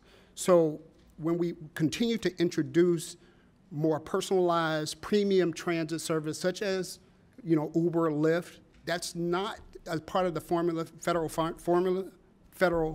funding formula, and therefore we kind of lose those dollars when we introduce more of those services and reduce fixed route. I am fully supportive of having an array of options such as a voucher program that we're looking at. But as we've learned with paratransit, it has to be scaled. The service area has to be well defined so that it's not too costly. Fixed route is the most efficient way to provide public transit in a metropolitan area. When the area is not as dense, programs such as mobility on demand options such as door-to-door are better apt to provide mobility. So just wanted to share those points, and I'm looking forward to the workshop to have a further discussion on public transit. Thank you, Mr. Forbes. Vice Mayor, you're recognized. Thank you. I'm so glad we pulled this, because in my transportation workshop about 2 weeks ago, this is the story of our success. This is the story of the building of a community. And it's exactly what you were talking about array of choices. The fixed route that goes in the east side takes people to work every day. I look at a bus, I see 20 people on one vehicle, in one vehicle. Every time a person steps into a car, there is danger. You're in a 2,000-pound vehicle that could very easily get you into an accident. Now, I think that the idea of choices is very, very important for all of us. I know that the buses do not go west into my area, and we discussed other types of mobility. We discussed scooters and golf carts. But we build communities so that people can go from their house, get on a scooter or get in a golf cart and drive to the grocery store, which is close, which is within 5 miles. So this is the discussion we need to have, because we can't build developments that are going to require vehicles, whether they're electric. Look, I've got an electric vehicle and I've got a powerful gas-powered engine. I like them both. And I laugh every time I go past that gas station when I'm driving the Tesla. But the bottom line is we have to develop our communities in line with your transportation ideas. So this is a very important discussion.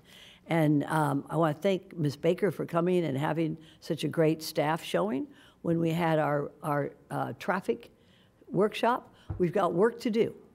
But what you give us the choices and what the federal government is giving us in funds for infrastructure is no joke. We cannot develop as a county until we have the transportation matrix set up. So this is a discussion we're going to continue to have, and I welcome it, and thank you for pulling it. And we've got a lot more to say as we develop communities and in the entire county that comes in, that connects with, that connectivity with transportation. Thank you, Mayor. You're very welcome. All right, Commissioner Marino, you're recognized. We are here to talk about grants, and we've approved. Have we voted yet? Yes. Yeah, we did. We have? This was a comment. Okay, that's Yes, and right. thank you These are for the your comments. continued support. It was so, Thank you. it was so many minutes ago. But this is grants, and again, I just want to reiterate that I'm grants for something that we already have in place. I like that. But just an out-of-the-box thought, and because I think there was a comment made about some of the bus stops. Art in public places, using some of the art in public places dollars that are generated from private business to build bus shelters. And I think we do that. We can look at it. Okay. I mean, I know that, again, I'll put my city hat on for a second, that we did that in the gardens when a developer wanted to buy out of their art in public places object or whatever, they would donate to the fund, and then we did several bus shelters around the city of Palm Beach Gardens. So to Marcy's point, Commissioner Woodward's point, you know, a bus stop with just a little sign that says bus stop stops here at this, and you're standing out in the weather, that doesn't encourage anybody to go to a bus stop. So anything we can do and any grants that we can write for and maybe match with art and public places dollars to put better bus shelters, I'm for that. So thank you. Thank you, Commissioner. All right. I think we're done with this item, and we're moving on to item 6A1, and this is our Office of Financial Management and Budget. And this is will be to submit proposed not to exceed millage rates for fiscal year 2024 to the property appraiser.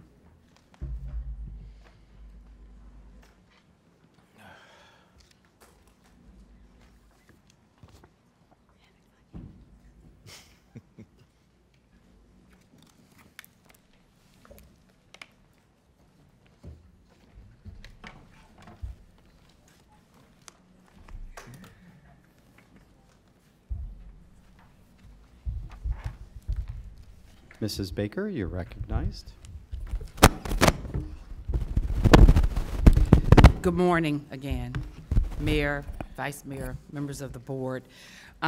Before you today, we're bringing back an agenda item that we're requesting that you set the maximum millage rate today so that we're able to send out our trim notices and hold our public hearings as already outlined.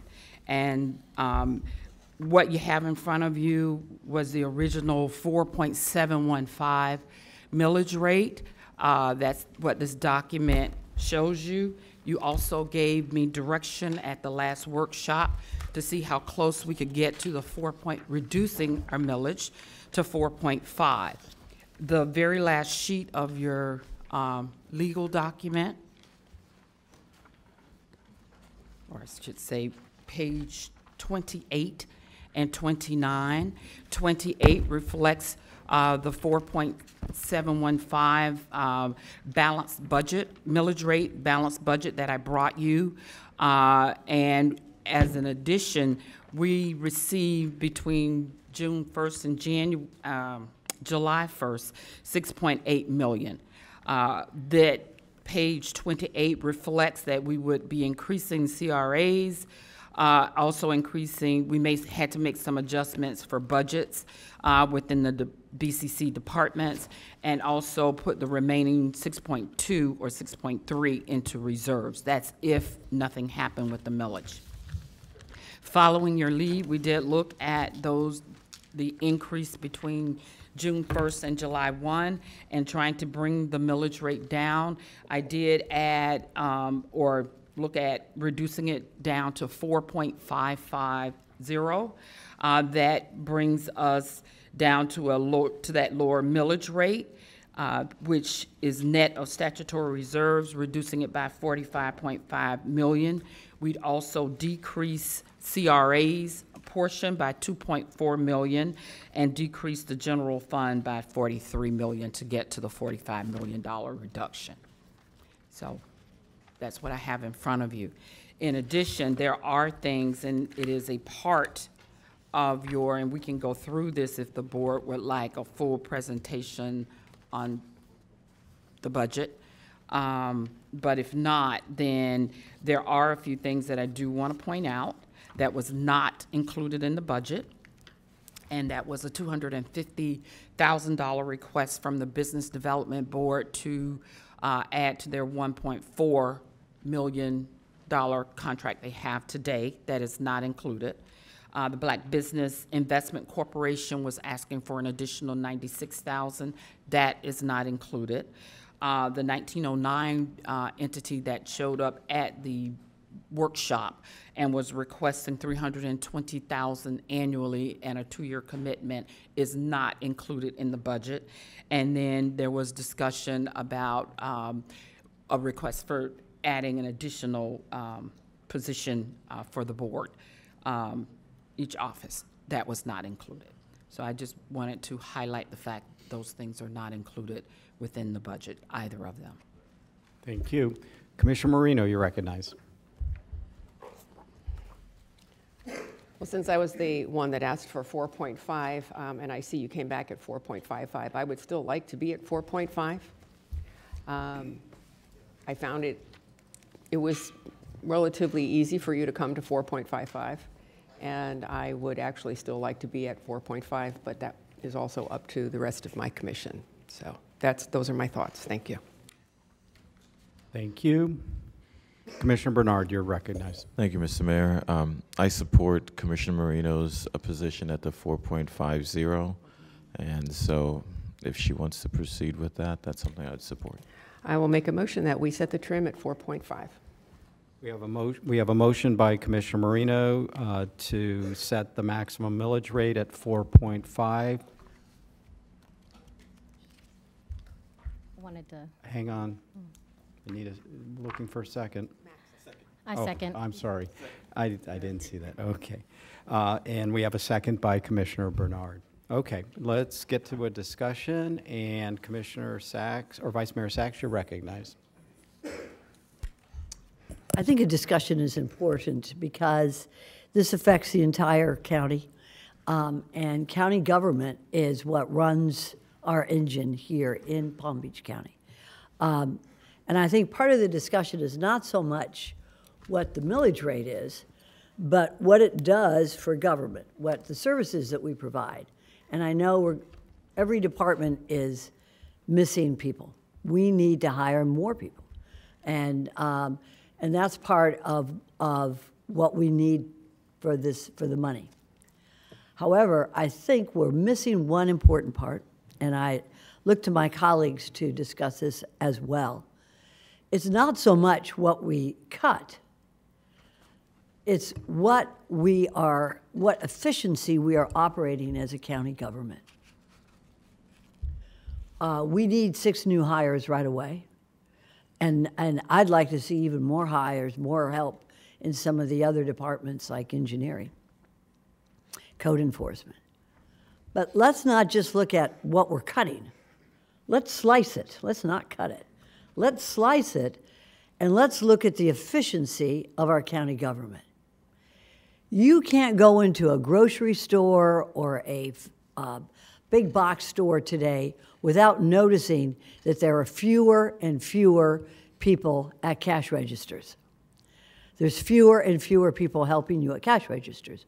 Why? Because they're using technology, self-serve. And why? Because it's costly. So they're cutting back, they're making it more efficient.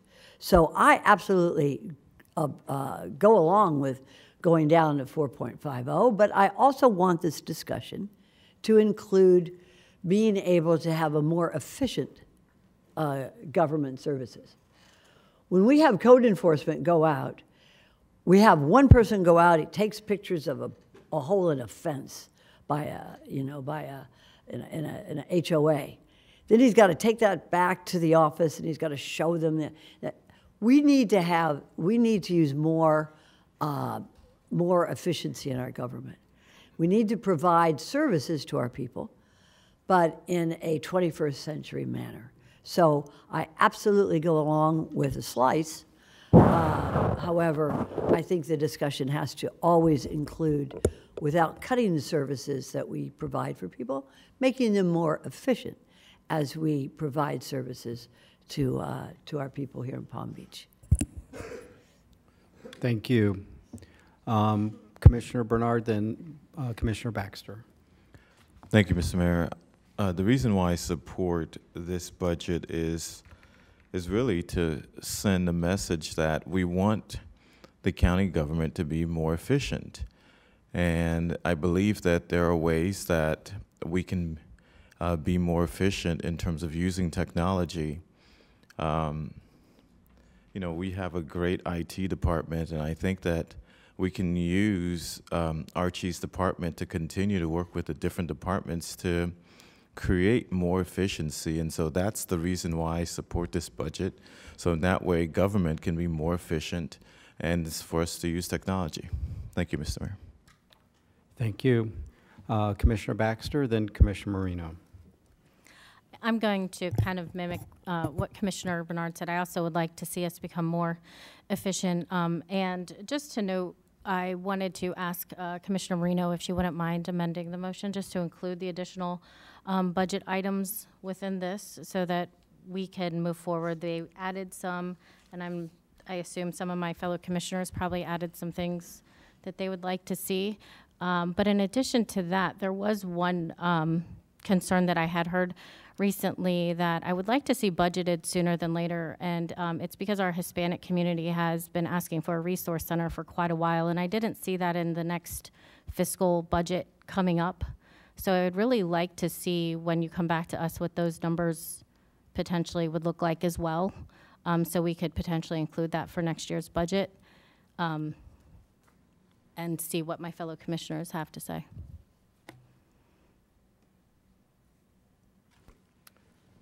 Thank you. Commissioner Marino, then Commissioner Bernard. Thank you. Here's something that my office just found out, or not just, but relatively recent, talking about technology.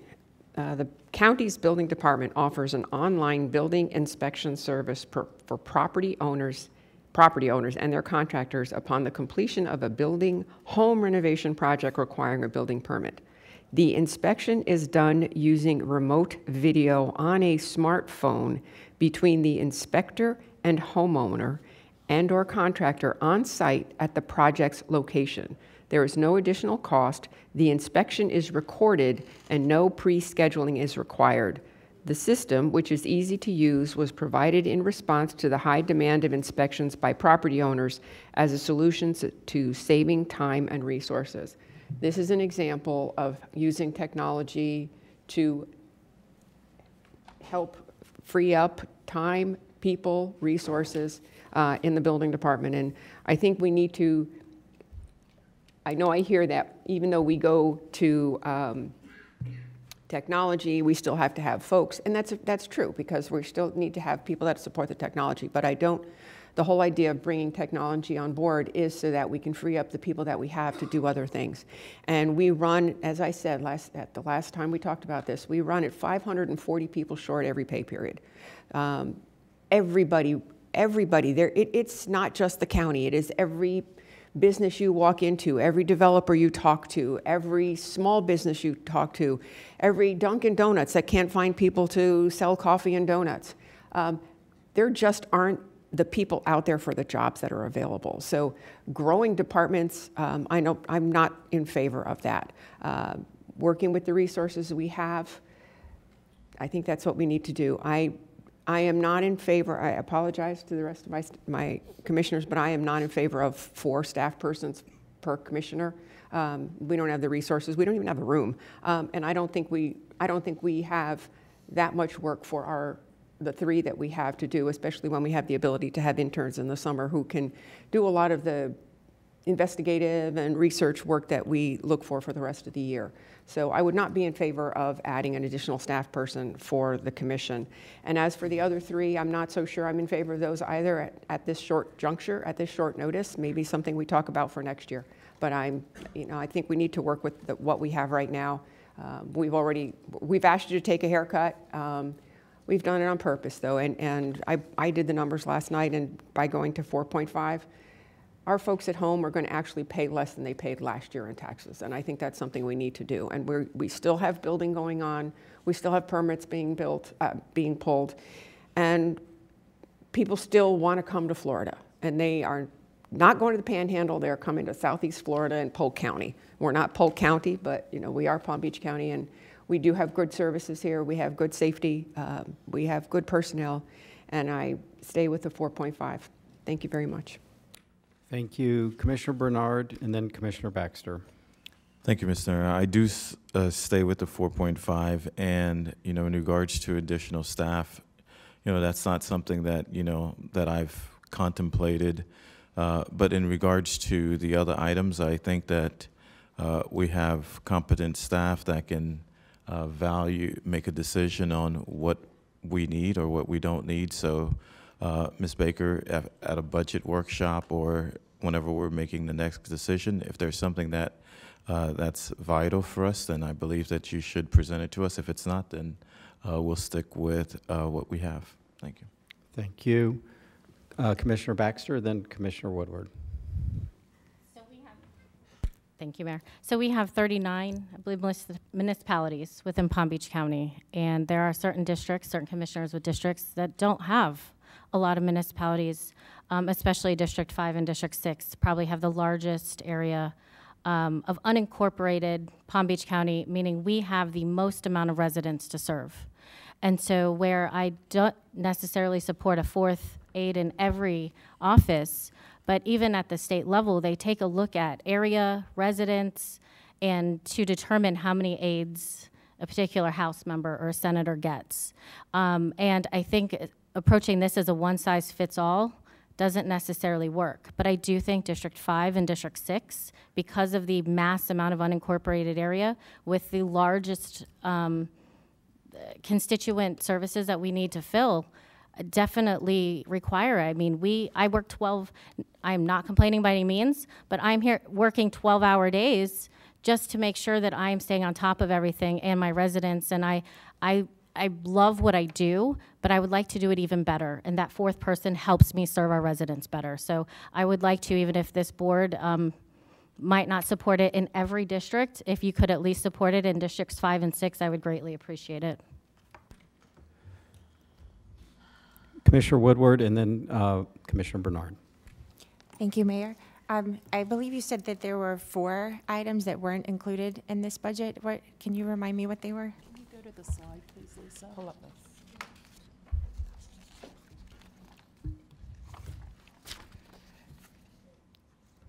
It's page 13. One of them is the additional staff member, the BDB requesting an additional $250,000. I believe she stated one was the BBIC, and then also the 1909. And the 1909 was 300. They requested 320,000 annually, but they wanted a 2-year commitment. I did meet with them last week. We're gonna meet with them again. They were not a part of our process. We need to figure out what they can actually provide that's not being provided by our existing partners. And if there is a gap that they can fill, then that is something that I can always come back to the board once we sit down and work this out and request it out of general fund contingency if it's not within the budget. I have not spoken with the BDB regarding their $250,000 request. Staff told me it was linked to population growth. That is not the contract that we have today. Their contract is not based upon population. And so that is something that I need to talk to the BDB direct about, and what additional services are going to be provided, what's not going to be provided. So I'm not in a position to make that recommendation to you. I believe if we're reducing budgets, we may need to stick with what we have as far as contracts with our partners right now. And then the BBIC, they've got a new director, and I'm unsure what the $96,000 request is for. But those are partners that we've done business with. I will be speaking with those two, and if it's something that needs to come back to this board, I will bring it back to the board, and we can always request it out of general fund contingency. Well, I'm in support of us lowering the millage rate. I do have a hard time asking to lower the millage rate and then also add these items when we're, not only can we not add these, we're going to have to trim back more. I think if we're going to move forward doing this, we're all going to have to maybe take a piece of this. And hopefully, I know they're not going to want to hear it either, but the other constitutional officers that are involved, I don't want to see just the commission take the hit on this, or just the county, the rest of the departments. Hopefully this is something you'll be able to spread out so it's not felt by any one department or one division too much. But I don't see how we can ask to add any of this stuff while we're also reducing. So I'm just having a hard time wrapping my brain around that one. All right. So lights started to light up when I wasn't looking. What's that? Commissioner Bernard, and then we'll have Commissioner Baxter, and then the Vice Mayor. Thank you, Mr. Mayor. When I served in the Florida House as a state representative representing District 84, typically every House member would get 2 staff members, and however, my district did cover the Glades, and because of the distance of the district, they did allow me to have an additional staff. So I just want to bring that up. Thank you. Thank you. Commissioner Baxter, then Vice Mayor. Vice Mayor Sachs was first. Okay, Vice Mayor, you're recognized. I'll always take that. Thank you, Commissioner. We got to do more with less. That's the bottom line. And it's happening, we have to operate our government like a business, like a family. We don't go over, we keep within our means. Life is expensive today. My gosh, folks are having a tough time. And we need to be cognizant of that. So if we want to include other benefits to the county, then we need to make sure that we get it so that it makes our services to our people better. It's the bottom line. Whoever wants money, whoever needs money in our county needs to stand in line and tell us either what their need is, and certainly if they can help us deliver goods and services to the people of this county in a more efficient way. I was in the Senate. I had a number of staffers, but they were not paid like we're paid here in the county. And I don't want to go over our salaries in the state. However, it was not to the level that we receive as county commissioners. But I think it's a new world now, and we need to keep pace. This is Palm Beach County. This is the biggest, and I think the richest county of all 67. We got to figure this out, and we can. I think we need to get back to the drawing board. I think that rather than look at whether we should have 4 or 3, we need to see how we can make it more efficient to deliver. Otherwise, one day we're going to have artificial intelligence taking our place here. So I think we can do better. You didn't hear that. However, I think that we've got great staff. Ms. Baker, you've got good people working. I've met with them numerous times, and I know we can do this. We can continue the services that we have done. We can deliver them better, more efficiently, and with a little less money to the taxpayers. Thank you, Mayor. All right. Commissioner Baxter. Thank you, Mayor. How many dollars does Palm Beach County currently have in reserves? What's the total amount?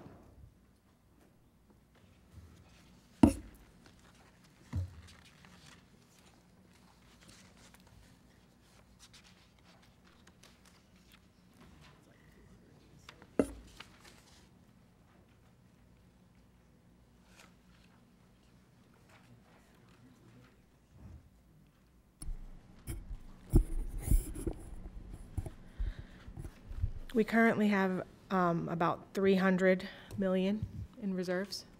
300 million, and how much are we in this budget putting in? At 4.7, at 4.55, hold on, I grabbed the wrong packet.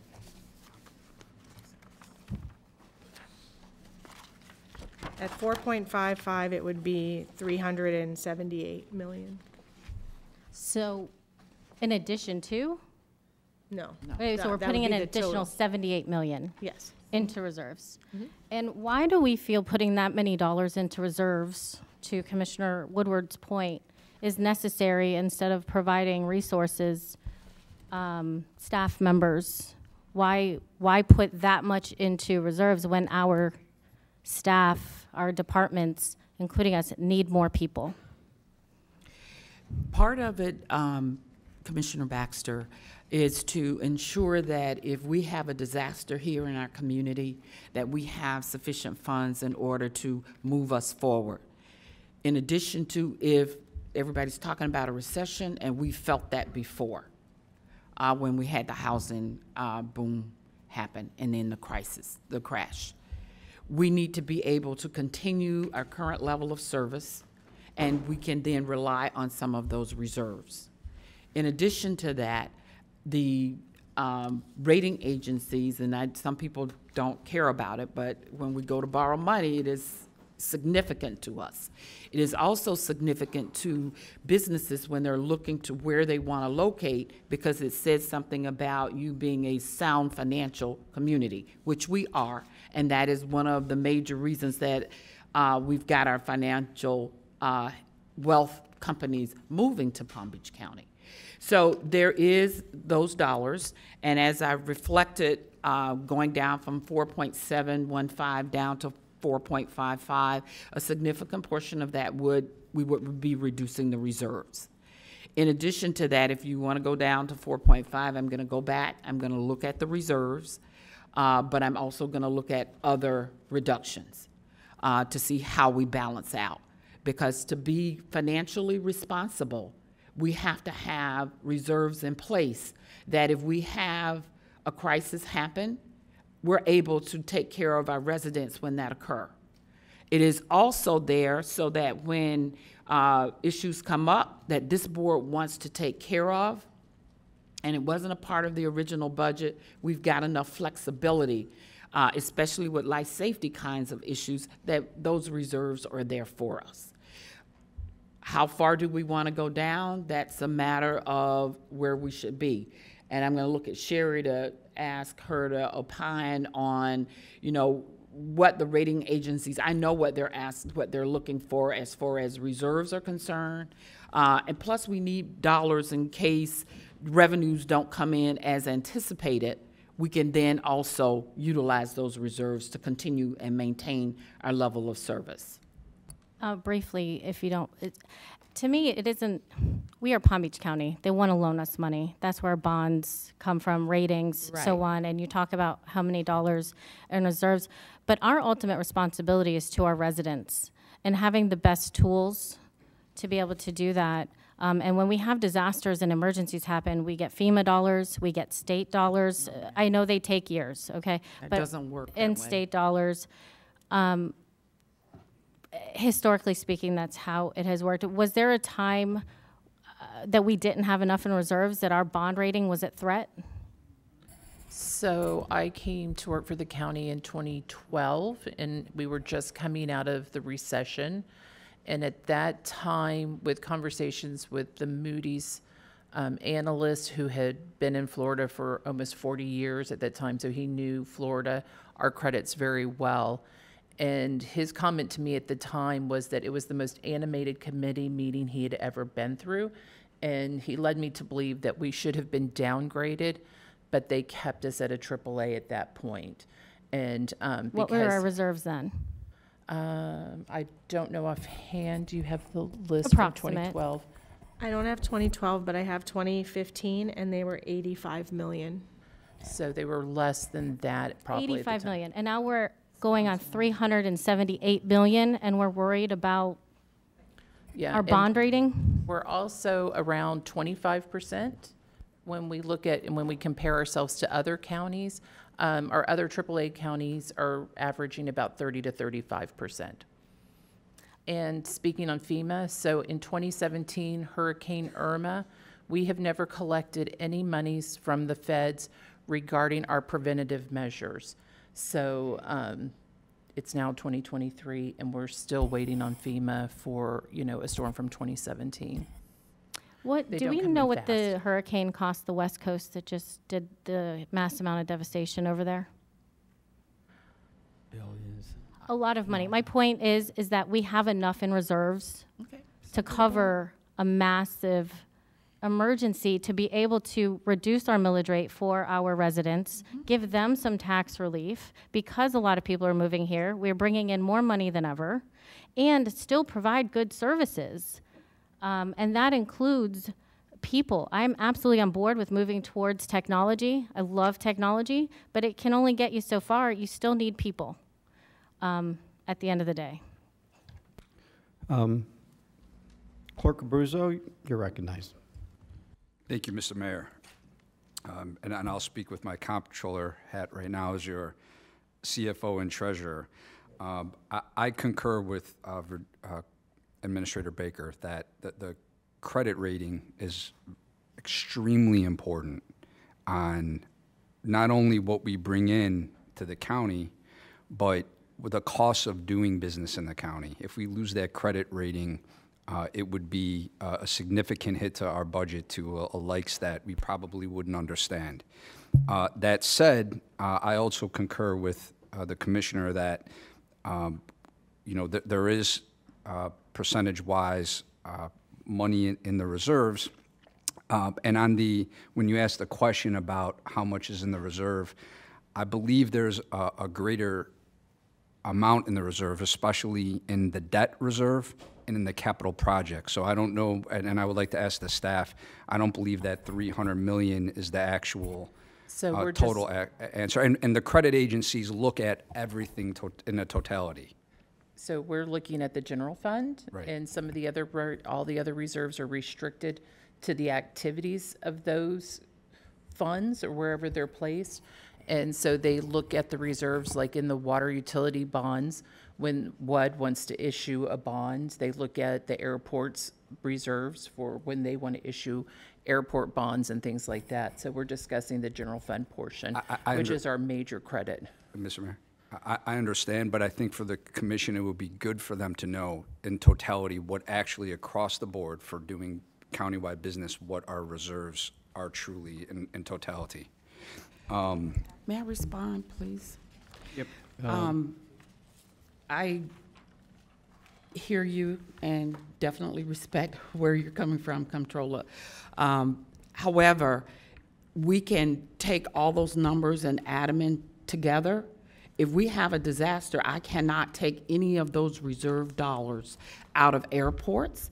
I cannot touch the dollars that are associated with water utilities. That is, water utilities just recently, and it's unusual, they received a AAA bond rating for their bonds for water utilities. Our airport has a 1A bond, so they don't have a AAA. They don't get the overall benefit of a AAA just for the airport. So there are other reserves yes, we can give them the bottom line number, but I don't want anyone to walk away thinking that if something happens, a crisis, that we can just borrow money from the other reserves, because we cannot. And that is one of the main reasons we look at just the general fund, because the board has the control over that. And we're able to do it without going across lines and borrowing funds we should not be taking from. And so we don't have a problem giving the board the total reserves. I just want to make sure that everybody is clear that's the total number, but those funds are not accessible to us just to move forward with the general fund operation of the board.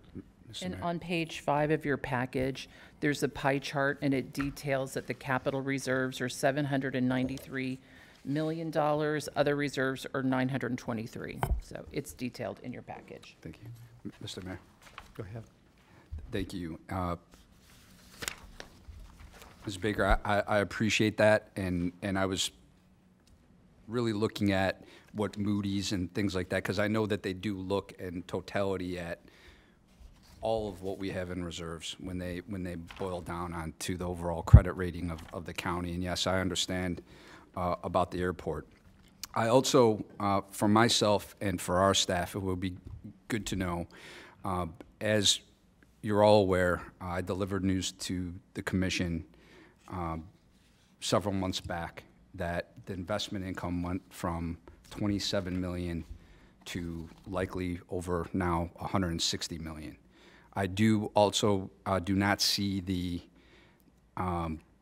interest rate reductions happening at the Fed anytime soon. I think we will continue to see incremental interest rate rises, so I don't believe that investment income will be going away anytime soon, as well as we will have a plan in our office that when we do see a pullback, we're going to lock in longer-term investment vehicles to make sure that we sustain that type of investment income as long as we can.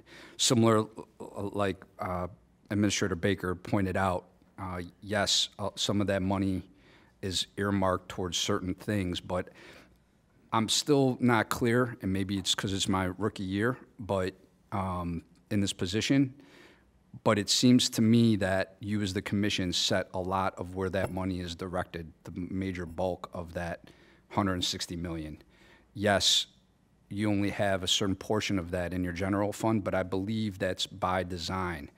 Now, my question really for staff, and maybe we can get a powwow together to help me understand a little bit better from what I hear from my side and from where you're coming from, is that when you do have an episode where you were expecting 27-ish million, and that's earmarked in department, so there should be $130 million of money that was not expected.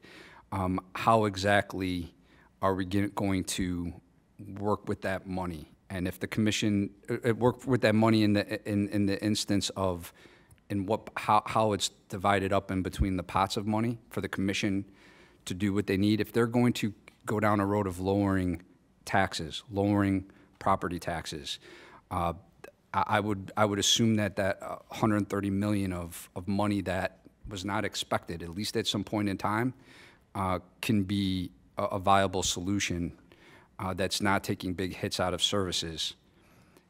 And again, I see this money continuing for some time. So we did discuss it at our workshop at the last one. You may remember that we realize as the county that our revenues are coming in greater than our budget. So when we prepare the budget presented to the board today, we include as part of our estimated revenues that we are going to collect more money than what we have budgeted. So that carries forward as fund balance into the next year. We also work with the clerk's office and the staff in their investments, and they give us an idea of what we should budget going forward. So in the general fund, I think we estimated that our revenues were going to be around $20 million. I can't remember the exact number in front of me.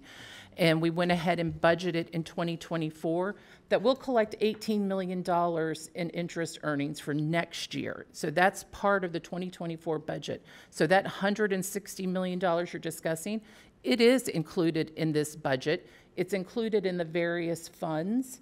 and it will be used for the purposes that it was generated from. So it's included there now, and 18 million is a big number to include in budget for next year, but we've collected a lot this year, and like you said, interest rates look like they may stay up for a while, so we went ahead and budget a little bit more than what we have in the past, even in interest earnings. All right, thank you. All right, let's see, Commissioner Bernard, then Commissioner Marino. Thank you, Mr. Mayor. I think the discussion that we're having is whether or not District 6 should get additional staff. Ms. Baker, is there a way to, I know that, is there a way if I know sometimes that we may have like additional staff that on a special project, is there a way to potentially work with District 6 to provide someone on temporary basis to assist someone from the library, or to assist if there are additional staff that's needed while we're having these discussions?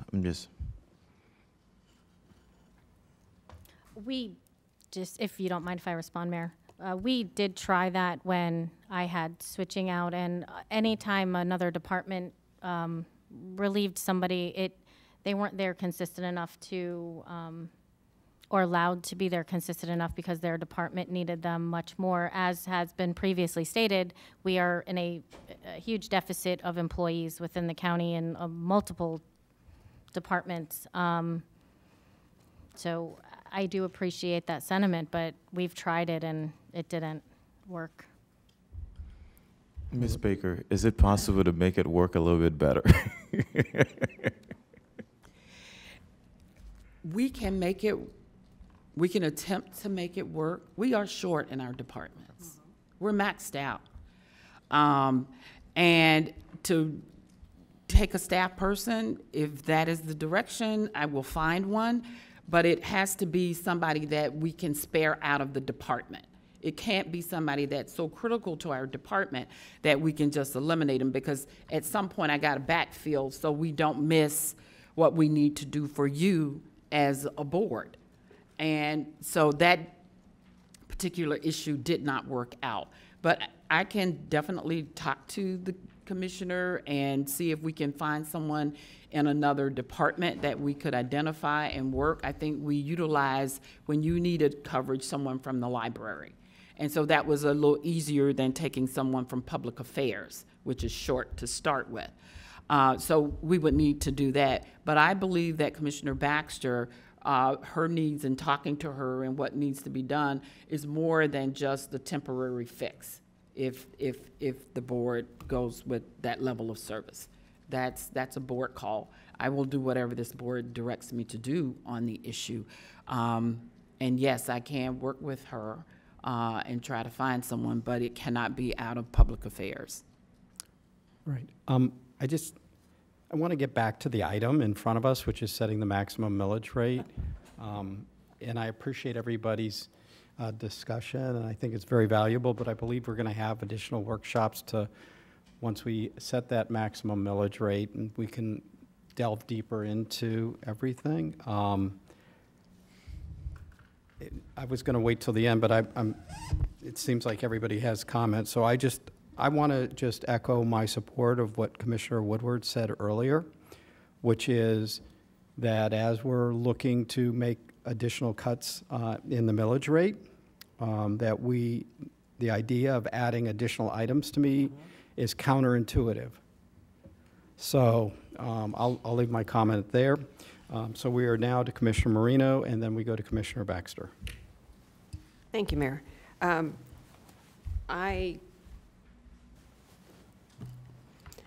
Mr. Abruzzo, thank you very much.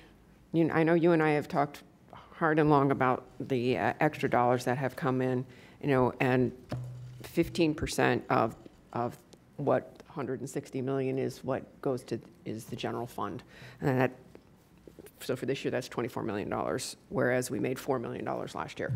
And while I appreciate staff saying that they're taking that into consideration, it's still a windfall, and it'll be a windfall again next year. And I don't see how our budget went up proportionally that much. So I think we need to really get a handle on And you know what?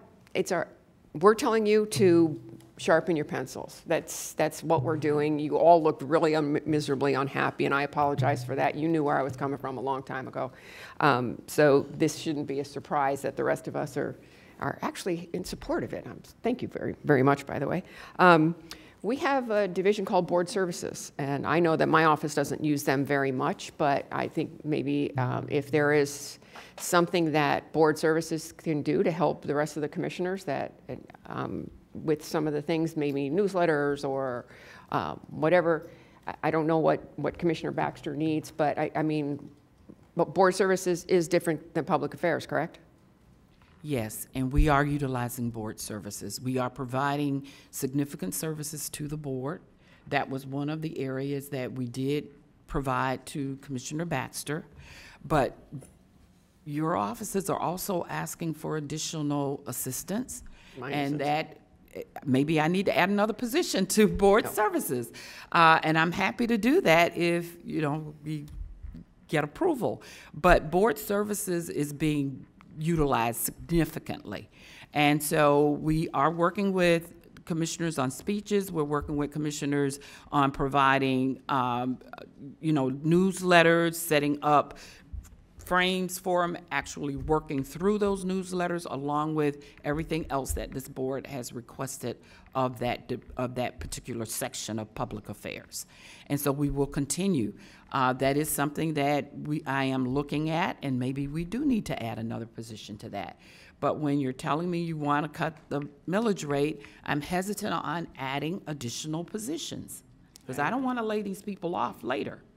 I think if we can have board services work with the districts that have less municipalities. I mean, I don't utilize board services very much, but I think if there's a way to utilize them for those districts, I'm happy to see their use be maneuvered in that direction.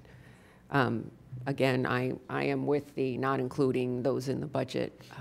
So where are we now, Mayor? Where are we now in the discussion? We would now go to I'm done. Okay, so now we go to Commissioner Baxter. And then Woodward I and just Barnett. want to bring it to your attention. This isn't supporting me or my office. This is affecting the services to my residents, the ability to get back to emails, the ability for their phone calls, the ability to help my residents. So in the name of, let's say if Commissioner Sachs doesn't want one, in one extra, the Senate, to Mr. Abruzzo, Senator Abruzzo's point, even when he was in the Senate and he covered the Glades, they gave him one additional aid. Commissioner Bernard is saying when he covered the Glades, they gave him one additional aid because of the size and the amount of people. I'm not asking for anything special that hasn't been done on a statewide level for decades. I am asking for you to understand that my residents are the ones suffering, not me. So if everyone else doesn't need it, please don't take it, but I am imploring you to please understand that District 6, just pull up the district maps. Look at the size of District 6 alone, and then the amount of people in the unincorporated areas. You're making them suffer, not me. So I implore you to please consider that fourth person for District 6. Commissioner Woodward, then Commissioner Barnett. Thank you, Mayor. I don't believe we're actually voting on the extra position right now. So if she can, work on that, I don't think that that's actually part of this motion. But one of the slides that does kind of, keep me awake at night a little bit is page 5 of the original. It's the history of changes in property values and the millage rate. The graph that shows if everyone, I don't know if everyone was living here or not during the 2008 crash, but this is one I don't believe we're going to have what happened in 2008 happen again. But I do see a market correction, and I do see some other inflation's going to continue. That chart right there, that's the one. what we're going to, if we do to 4.5, that takes us back to the 2003 numbers, which puts us exactly at the same property values that we're sitting at right now. So this takes us back to 2003. I just want everyone to consider the difference in 20 years and what can happen. And what the board 20 years ago did in making corrections to what they felt was this incredible housing market that was increasing and doing better, and then had to make a major correction just a few short years later when everybody was suffering and foreclosures were happening. That chart right there is just something I think we all should kind of plant that in our memories and pay attention to, that we're going to make cuts now. Things do cost more. Inflation, I mean, everybody feels it, which means everything we pay for costs more as well. We have to pay more for gas, for trucks, for buses, all of it. So just this year, we're looking at making this cut, but the board 20 years ago made this cut and then made another cut several years in a row, and then had to make an overcorrection in what people felt. And I lived here, and in my own house, I felt it at a time when we really couldn't afford it. So just that being said, I know we're voting on this year's budget, but all of us will be sitting here again next year looking at this again.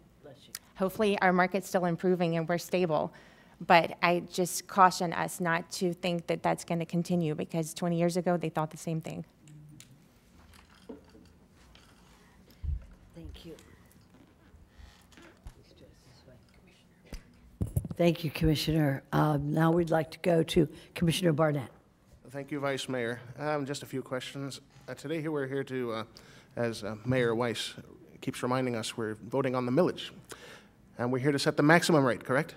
Today we set the maximum rate. We'll be discussing this again in September. We'll come back with all of the final numbers based on millage you set today. And then we'll go through that, and then we'll have a second public hearing in which you will adopt the budget. At which time we cannot vote to increase whatever rate we set here today. The second hearing, you cannot. Part of our correction in the past, when between the first hearing and the second hearing, there was not time for the board to make any changes to our millage rate. This year, we changed our date, and you have 7 to 10 days that we would need to get, if you changed it, we would need to get to the property appraiser. They would then need to retrim our notices, and we're estimating that would cost us roughly about $500,000 in order to, if you changed it at the first public hearing. I am strongly recommending to the board that to set the maximum millage rate today, so that we don't have to spend that extra $500,000. So whatever the millage rate you set today, I am asking you that we kind of live by it, so we don't have to reissue, because once our residents receive their notice and then we send another one, they're not going to be very happy. So I'd like to send just one notice out. So to answer that question, this year you would have time to change the millage rate, whereas in the past you couldn't. And that's why we always set the maximum millage rate in July. This year is an anomaly. We moved the date, but we'll go back to our normal 7 to 10 days between the two hearings. Thank you. I'm asking for my own edification and for anyone who may be watching who might not be entirely clear on what we're doing right here today. We set the maximum millage rate today. It cannot be raised above what we set in September. Normally, It could be lowered, but not raised. That is correct. Right. My concern, coming from District 3, which is what we like to refer to as our neglected county district out of the 7, we have a lot of needs, and I want to make sure those needs are going to be met, not just for the district, but for the services we provide countywide. And again, I'm new, so I want to ask, with a proposed 4.55 millage rate, which is doing a count in my head, it looks like there's a agreement for on the board. How's it going to hurt our first responders? If it is or isn't, I don't know. I'm asking. That's what I'm asking. Our firefighters, let me separate them. That is a separate MSTU. You are not directing me to lower their millage. Their millage is going to stay the same. That's why I said first responders, not limited to But the firefighters. sheriff is a part of the general fund, where we're lowering the millage rate. So we're gonna go back and look at where do we cut an additional $14 million. If we go from 4.55 down to 4.50, that's an additional $14 million. Have you done that already? Have you looked at cutting the sheriff's budget? I have not looked at reducing the sheriff's budget as it is submitted to you today. But that's a possibility? If we go to 4.55? It depends on where the board goes. We could take more out of general fund contingency. I'm sorry, out of the reserves. We could take it from the reserves, or we've got other options where we may look at the potential of across the board, a 1%, or depending on the department and its size, as well as constitutional officers, some type of percentage on attrition salaries with those vacant positions. Right, it should go without saying, but I don't think anybody on this board believes that we should cut public safety. That should be the last thing we cut, if anything. Staff is not proposing that. Okay, just wanted to clarify that, make sure, pardon me, my voice. And I want to thank you, Commissioner Baxter, for your comments with regards to the Hispanic Cultural Resources Center. That's something that's greatly needed in my district, and I'm hoping we can have discussions on including at least some source of funding, not total funding, but some in the way of providing this badly needed service to the people in my district and to Hispanics across several of our districts in Palm Beach County. And also with regards to Palm Beach County Central County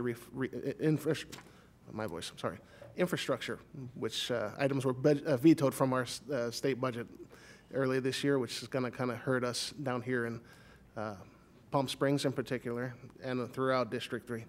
So I'd like to have that conversation. I'm still mulling over the millage myself. I know that's what we're here to talk about, but I'd still like to hear what, if anything, the rest of my colleagues have to say.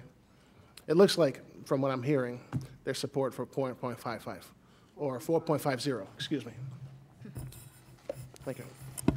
Thank you, Commissioner. Vice Mayor, and then Commissioner Baxter, then Commissioner Bernard. I'm going to try to bring this down to for a landing here. I think that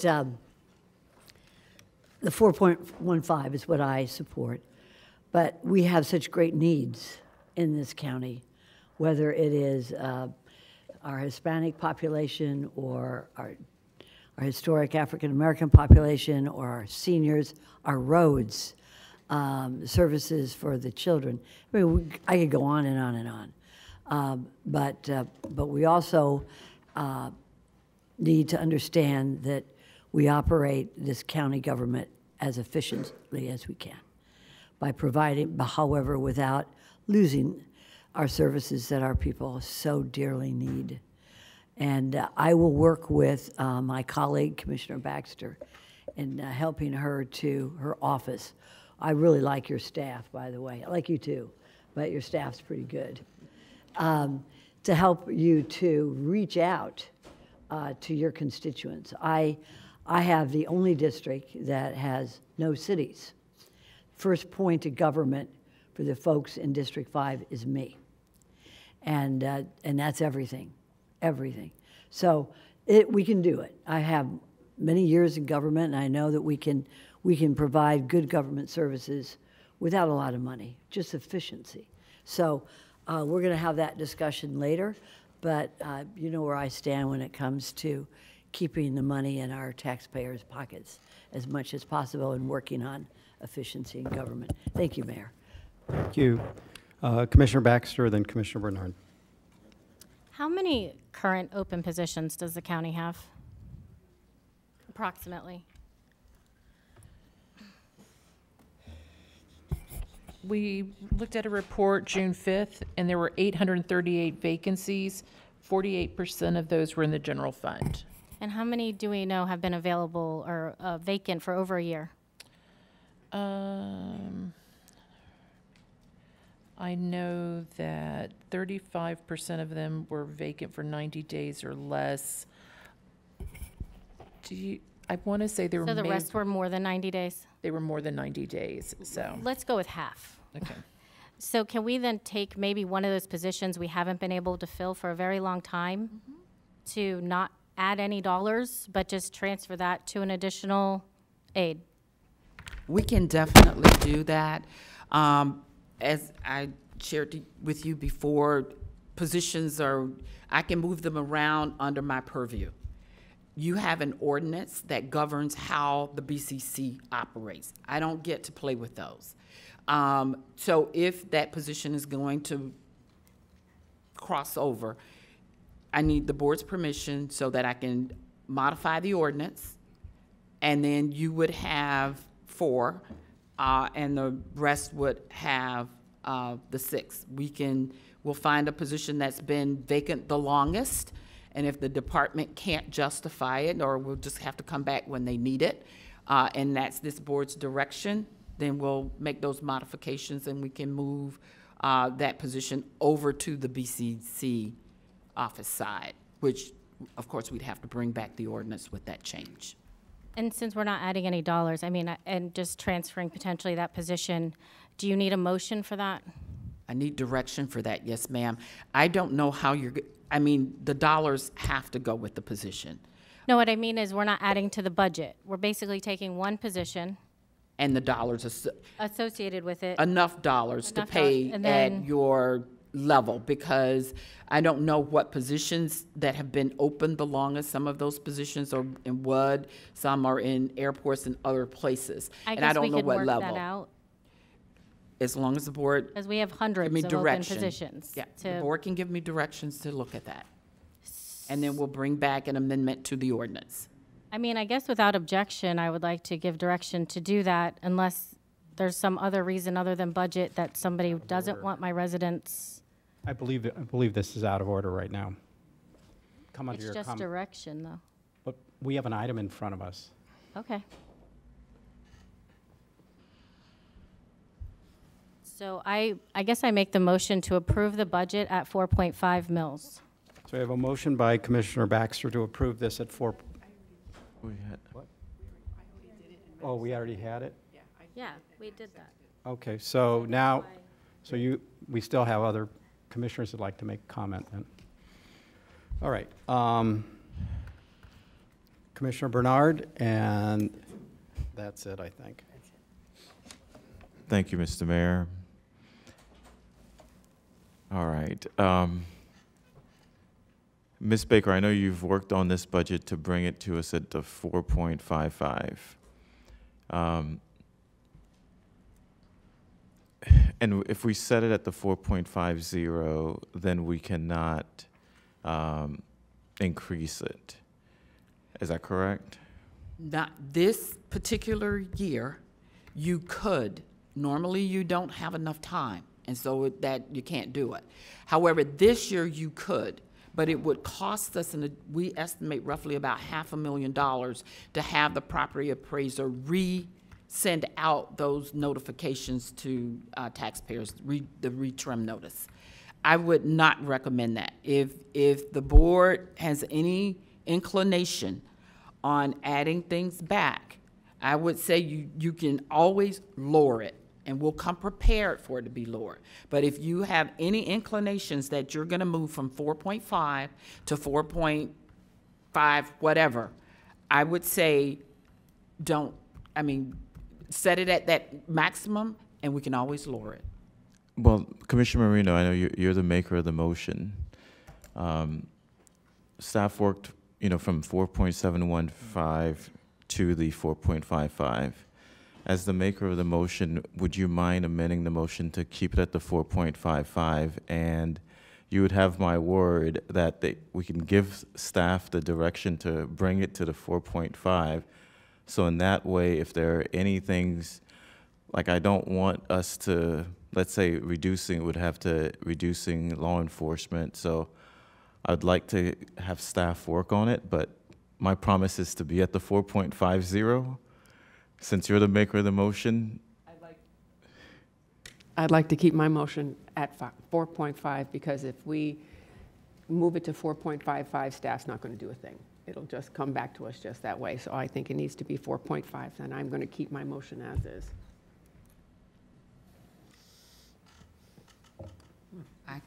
I mean, 4.50, oh, that's $14 million more than the 4.55. And if this board's intent to have it at the 4.5, I'm well aware of that. And we'll find out we'll come back and let you know what that 14 million, where it's coming from, whether the bulk of it is coming from reserve or all of it's coming from reserve, or we'll look at it, some come from reserve and others come from maybe attrition across the board, except for our very small departments that have little to no attrition. Commissioner Marino, you're recognized. Thank you. I know we talk a lot about our bond rating, and 10 years ago, 2014, we had 8% of our budget in reserve, so we were AAA rated. So I appreciate that you are looking out for us, but at 8% in our reserve, 8% of our reserves, 8% of our operating budget in reserves, and we were still AAA rated. I think where we are is fine. If it means we put 14 million less in reserves, I mean, the way the budget was presented to us in the first place, we were putting $150 million in reserves, whereas we only put in 72 million last year. So I think that we can go to the 4.5. I'm not concerned with whether we put in $70 million in reserves or $56 million in reserves.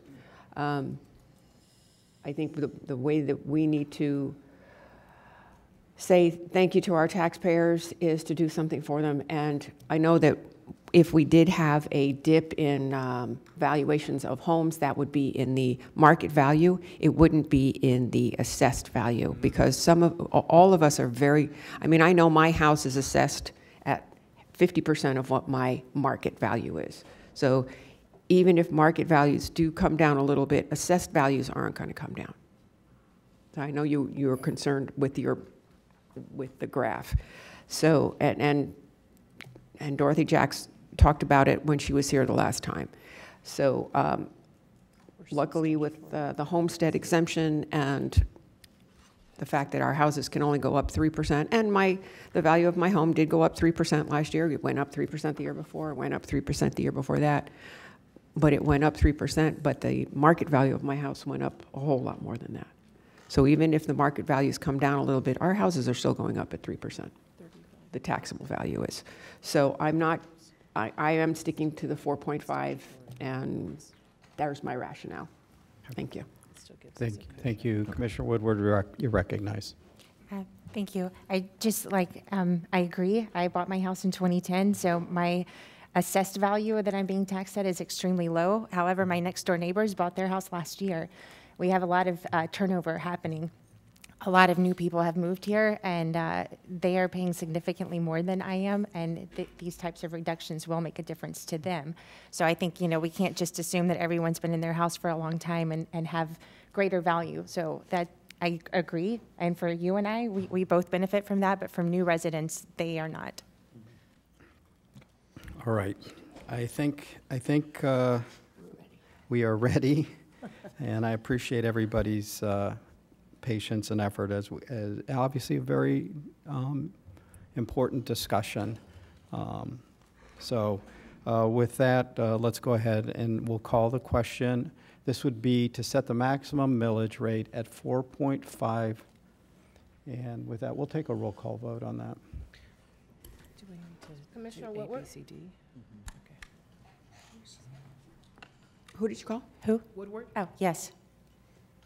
Commissioner Barnett? Yes. Commissioner Baxter? Yes. Commissioner Bernard? Yes. Commissioner Marino? Yes. Vice Mayor Sacks? Yes. Mayor Weiss? Yes. 7. Okay. All right. So we are done with this item.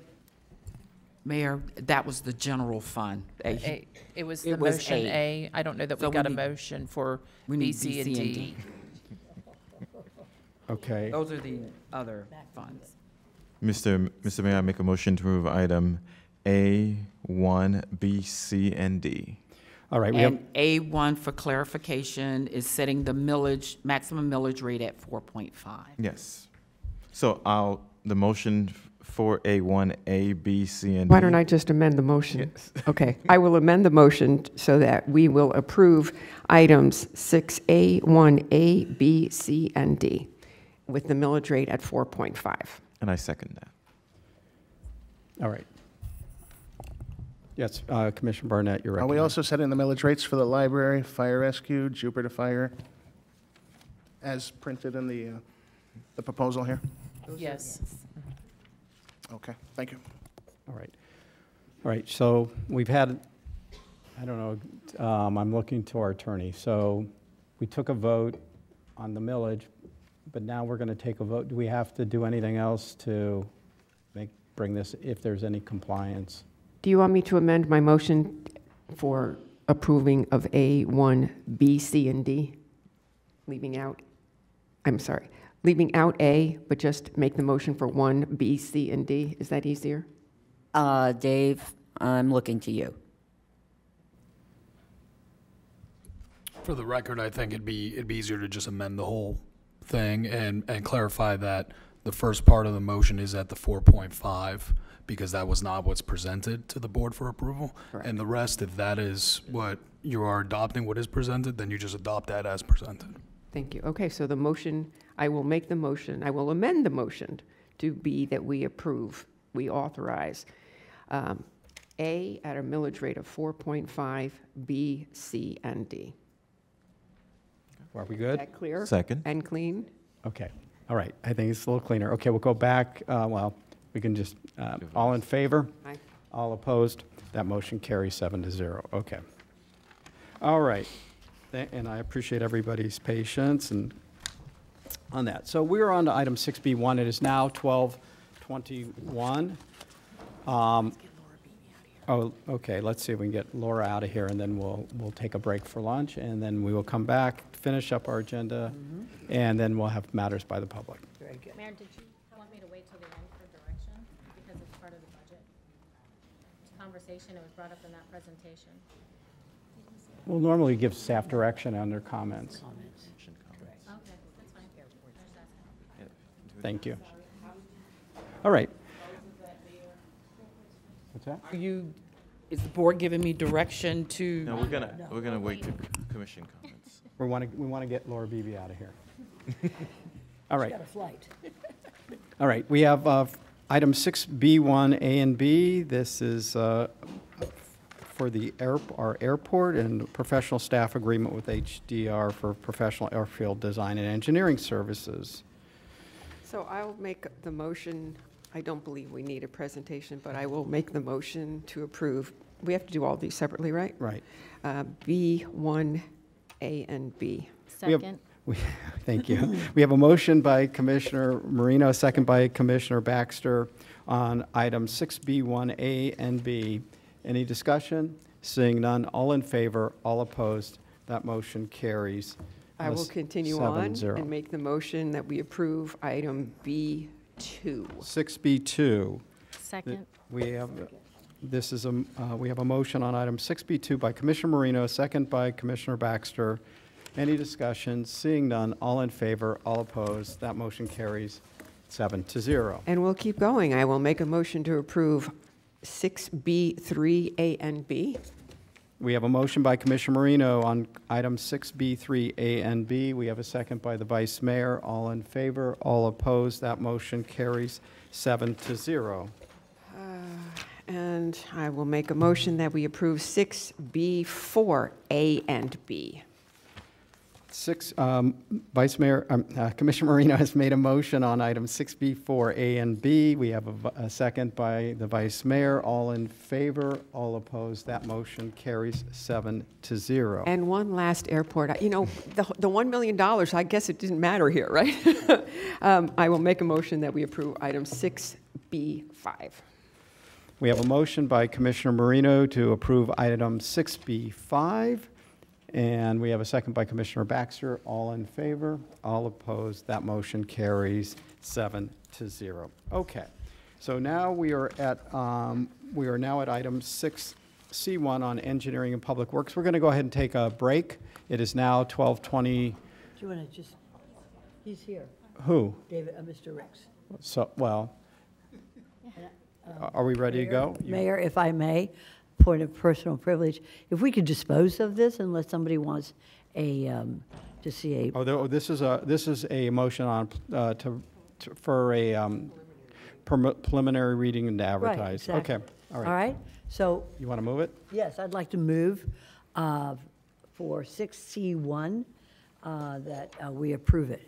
Okay, we have a motion by the Vice Mayor on item 6C1. This is a motion to approve a preliminary reading and advertise a public hearing on Tuesday, August 22nd, 2023 at 9:30 a.m. Very good. We have a second by Commissioner Woodward.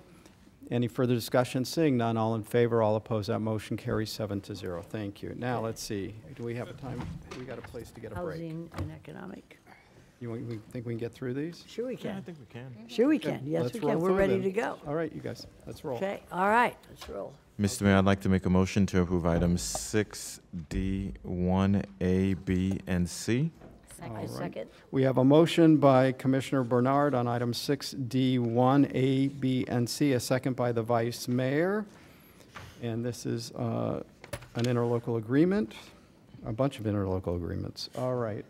All in favor? All opposed? That motion carries 7-0. Mr. Mayor, I'd like to make a motion to approve items 6D, 2, A, and B. We have a motion by Commissioner Bernard on items 6D2, A, and B. And this is, Second. and we have a second by the Vice Mayor. Any discussion? Seeing none, all in favor, all opposed, that motion carries 7-0. Mr. Mayor, I'd like to make a motion to approve item 6D3 and states that these are ESG required local match funds. Okay, and we have a motion by Commissioner Bernard on item 63. Second. We have a second by the Vice Mayor. All in favor, all opposed, that motion carries 7-0. Mr. Mayor, I'd like to make a motion to approve item 6E1. This is, we have a motion by Commissioner Bernard on item 6E1. This is approving a First Amendment to the lease agreement with the Florida Department of Education Division of Blind Services for rental space over at the courthouse. I second that. We have a second. We have a second by the Vice Mayor. All in favor, all opposed, that motion carries 7-0. All right. You want to continue? This Mac? is Go ahead. 6E2. He's doing Mr. Mayor, I'd like to make a motion to approve items 6E2, A, and B. We have a motion by Commissioner Bernard on items 6E2, A, and B. Second. Hold on. I had comments on this one. Okay, well, we're gonna, okay, let's, we have a second by the Vice Mayor. We'll Correct. go to comments. Go ahead. Okay, so Commissioner Baxter, you're recognized. I know we were trying to move through these. Do you want to, I guess, table it? So I guess with earlier conversations, listening to my commissioners, if we have 830-something open positions, why can't we do the same thing with these positions and move those from other departments instead of adding? We can do that, but as we need those, the market is changing. So everybody was having trouble filling positions. We are now starting to see a trend where more people are now applying and becoming, and we've adjusted our salaries so we're competitive. We don't have positions that we just don't need. Those positions just haven't been filled because of a myriad of reasons. And a county that has 7,000 employees, they're going to have vacancies because people are going to change and they're going to need to fill. So rule of thumb, for the most part, 10%. And so that's roughly about 700 positions across the board. They're in different funds. They're funded through different revenue sources. I would not recommend to this board that we start switching out. These are positions that we need for specific reasons. The other positions that you have filled, you have given us, this board, we still need those positions. It's not that we don't need them, they just haven't been filled. And not all of the same positions that Sherry mentioned, in a snapshot are the same positions. Some of them are turning over, being filled, others are being open. I would not recommend that we start the trend of, oh, you got vacancies, just move them around, because some of those vacancies are in other revenue sources, such as the building division, such as, which we can't use those funds for that. So I'm still gonna need ad valorem dollars for it. We've got them in WUD. We can't, those are user fees that are paying for those. We can move the position, but I still need ad valorem dollars to do it. So I would not recommend we start that process. I guess more so because, again, dollar-wise, I wasn't in favor of them because the reasoning behind adding 4 security officers was because as of July 1st, from what I understand, we now are asking for more security officers because of permitless carry. And this came down to kind of for me, I believe it makes us safer, what our legislative body did up in Tallahassee. And so this is adding funds in the name of, I don't know, some false sense of we're less safe now. So I wasn't in favor of adding them all together, but even less in favor of spending extra dollars when I don't think we're less safe. But maybe I'm the only one who believes in our Second Amendment and our ability to do this. So this was an issue for me because I believe we are safer, not less safe. Thank you, Commissioner. All right, Commissioner Marino and then Vice Mayor Sachs.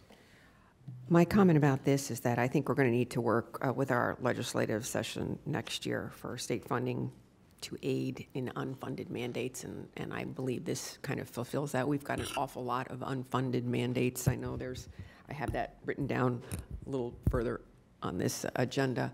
So that is my only caveat about this one, is that we need to have our legislative delegation work towards covering some of the unfunded mandates that we're getting from the state. Thank you. Vice Mayor, recognized. I have always been a proponent of Second Amendment. The new law makes our staff vulnerable to firearms. We could, I think it's about $43,000 for additional security. We have security here, but we don't have security in our offices. And I have staff there right now. And at any point today, someone could come and exercise their Second Amendment against the law of criminal law in this state. I get very emotional about this because I've been in Tallahassee for 10 years and I see what happens when people are not trained in guns and what happens with assault firearms in this state. So yes, we need to protect our staff. And if it means 4 additional armed officers, you better believe I'm going to put down for that. Because we need to make sure that the people of this community who come to this building are safe. And if it only takes 4 officers, we're lucky. I want to be sure we're here, we're safe in this room. But our folks back in our offices, as well as other offices in this building, may not be so safe. So until we can have that, because you know when you get a concealed permit, you have to go through training in order to be awarded that permit by the state of Florida. Now you don't have any training. So I'm pretty serious about this, and I want to make sure that my staff is protected. I want to make sure the people of Palm Beach County are protected when they come into a county building to do business. So I am very much for whatever we need to spend to make sure that our people are protected. I do not think the law is going to change next year, but I like it when I see armed security protecting the people of Palm Beach County. That's the way it is. We will be resilient, we will be protected, and we will respond accordingly to the laws that come down from Tallahassee, be that as they may. So I am definitely for this. Thank you, Mayor. Thank you. I just also want to point out that our friends up in Tallahassee exempted themselves from this as well. So I think there's an irony in all of that. So I am supportive of this as well. Commissioner Baxter, you're recognized. I just wanted to clarify, for your concealed, there is no training requirement. I've taken it. Before, not now. No, I'm saying there wasn't a training requirement before. And nothing, I mean, felons are still not allowed to carry. We still are allowed to have security before the diet, before our chambers.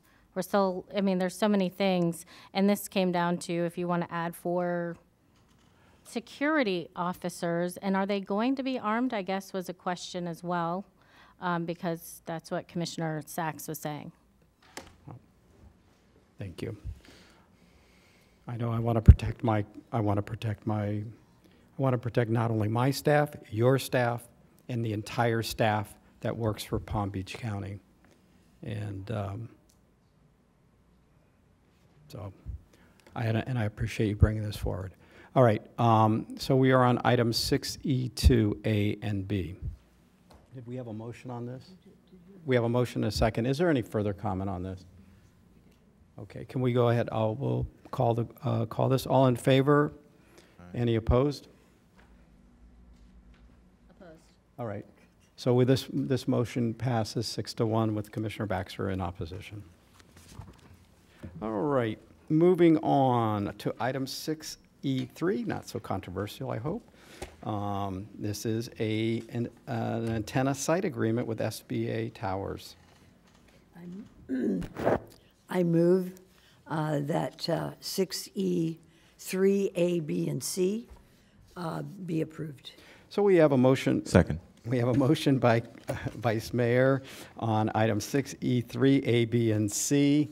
A second by Commissioner Bernard. All in favor, all opposed. That motion carries 7-0. All right, moving on. We are now on item 6E, 4A, Mayor, and B. I'll make a motion, we approve items 6E, 4A, and B. And this is to purchase additional lands in the Palmar area. So we have a motion by Commissioner Marino, a second by the Vice Mayor. Any discussion? All in favor, all opposed. That motion carries 7-0. Mr. Mayor, I make a motion to approve item 6E, 5A, and B. We have a motion by Commissioner Bernard on items 6E, 5A, and B. And this is construction out at our Vista Center. I'll second. We have a second by Commissioner Marino. Any discussion? Seeing none, all in favor, all opposed. That motion carries 7-0. Mr. Mayor, I make a motion to approve item 6E6. We have a motion by Commissioner Bernard to approve item 6E6. This is consulting services for, I believe, the renewal and replacement of this building. Mayor, I'll second, but I have a comment. Okay, we have a second by Commissioner Marino and a comment.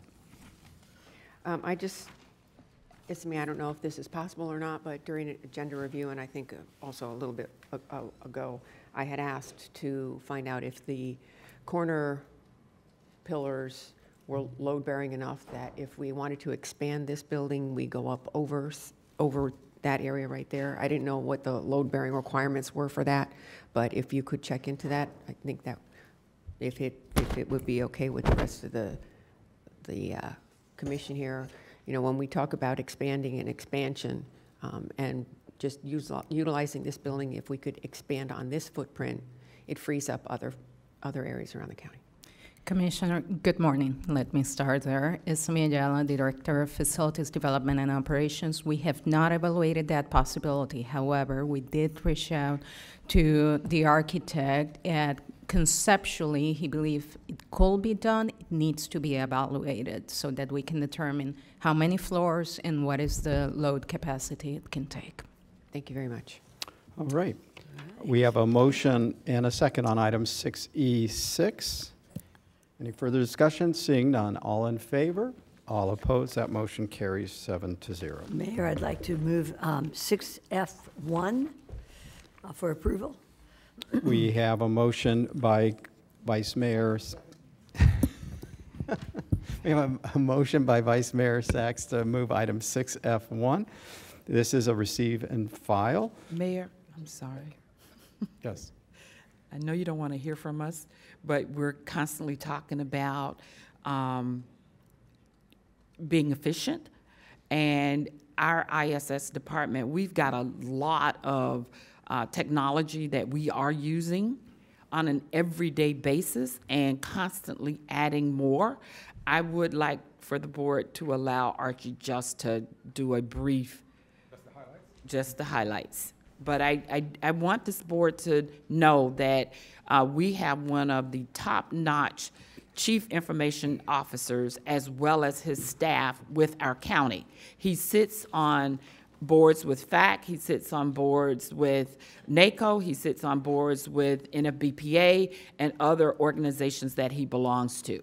And so we are constantly looking at technology and how we can be best utilizing it. We are a bit frugal. We don't jump at everything that knocks on our door. We want to make sure that what they're trying to sell us is that it's prudent, it works for us, and it limits our future investment and make sure that whatever we're investing in is going to be efficient and cost savings for us in the long run. So we're constantly looking. We also develop a software within the county that we actually sell to others. And so it is not as though we're not looking at technology. And I want to make sure that the public is aware that we look at technology and we implement it. COVID taught us a lot, and we've created portals. And that way we were able to push funding out the door much faster, and as a result of that, we ended up getting other county funds that they could not spend in a timely manner. So I just want to recognize my IT department for the outstanding work that they do. Go ahead. Okay, before we do this, I just want to make sure we have a motion by the Vice Mayor, a second by Commissioner Barnett on this item. Okay, please proceed. Good morning, Mayor, Vice Mayor of the Board. Microphone. I'm Archie Satchell. Microphone. Sorry. Technology. Technology gets me again. You know, it's like WebEx. You got to push the button. It's like WebEx. Good morning again. Good afternoon, actually, again. This item before you today is an application that was negotiated when we purchased the Combat COVID application. This application was included with that one. So I'll just go through briefly just to talk about it a little bit.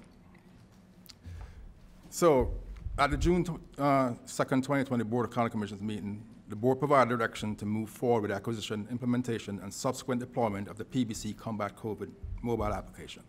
On the leadership of Administrator Baker, the application developer, Shield Technologies, and Roger Polk is in the audience today from Shield Technologies,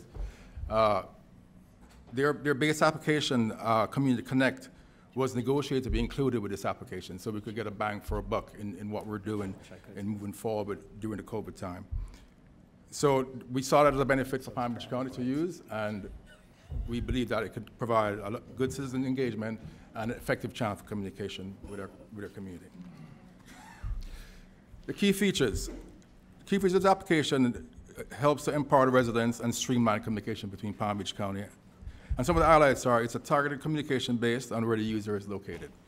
We also allow to submit non-emergency service requests, and that service request is also geotagged so we know precisely where that reporting is coming from.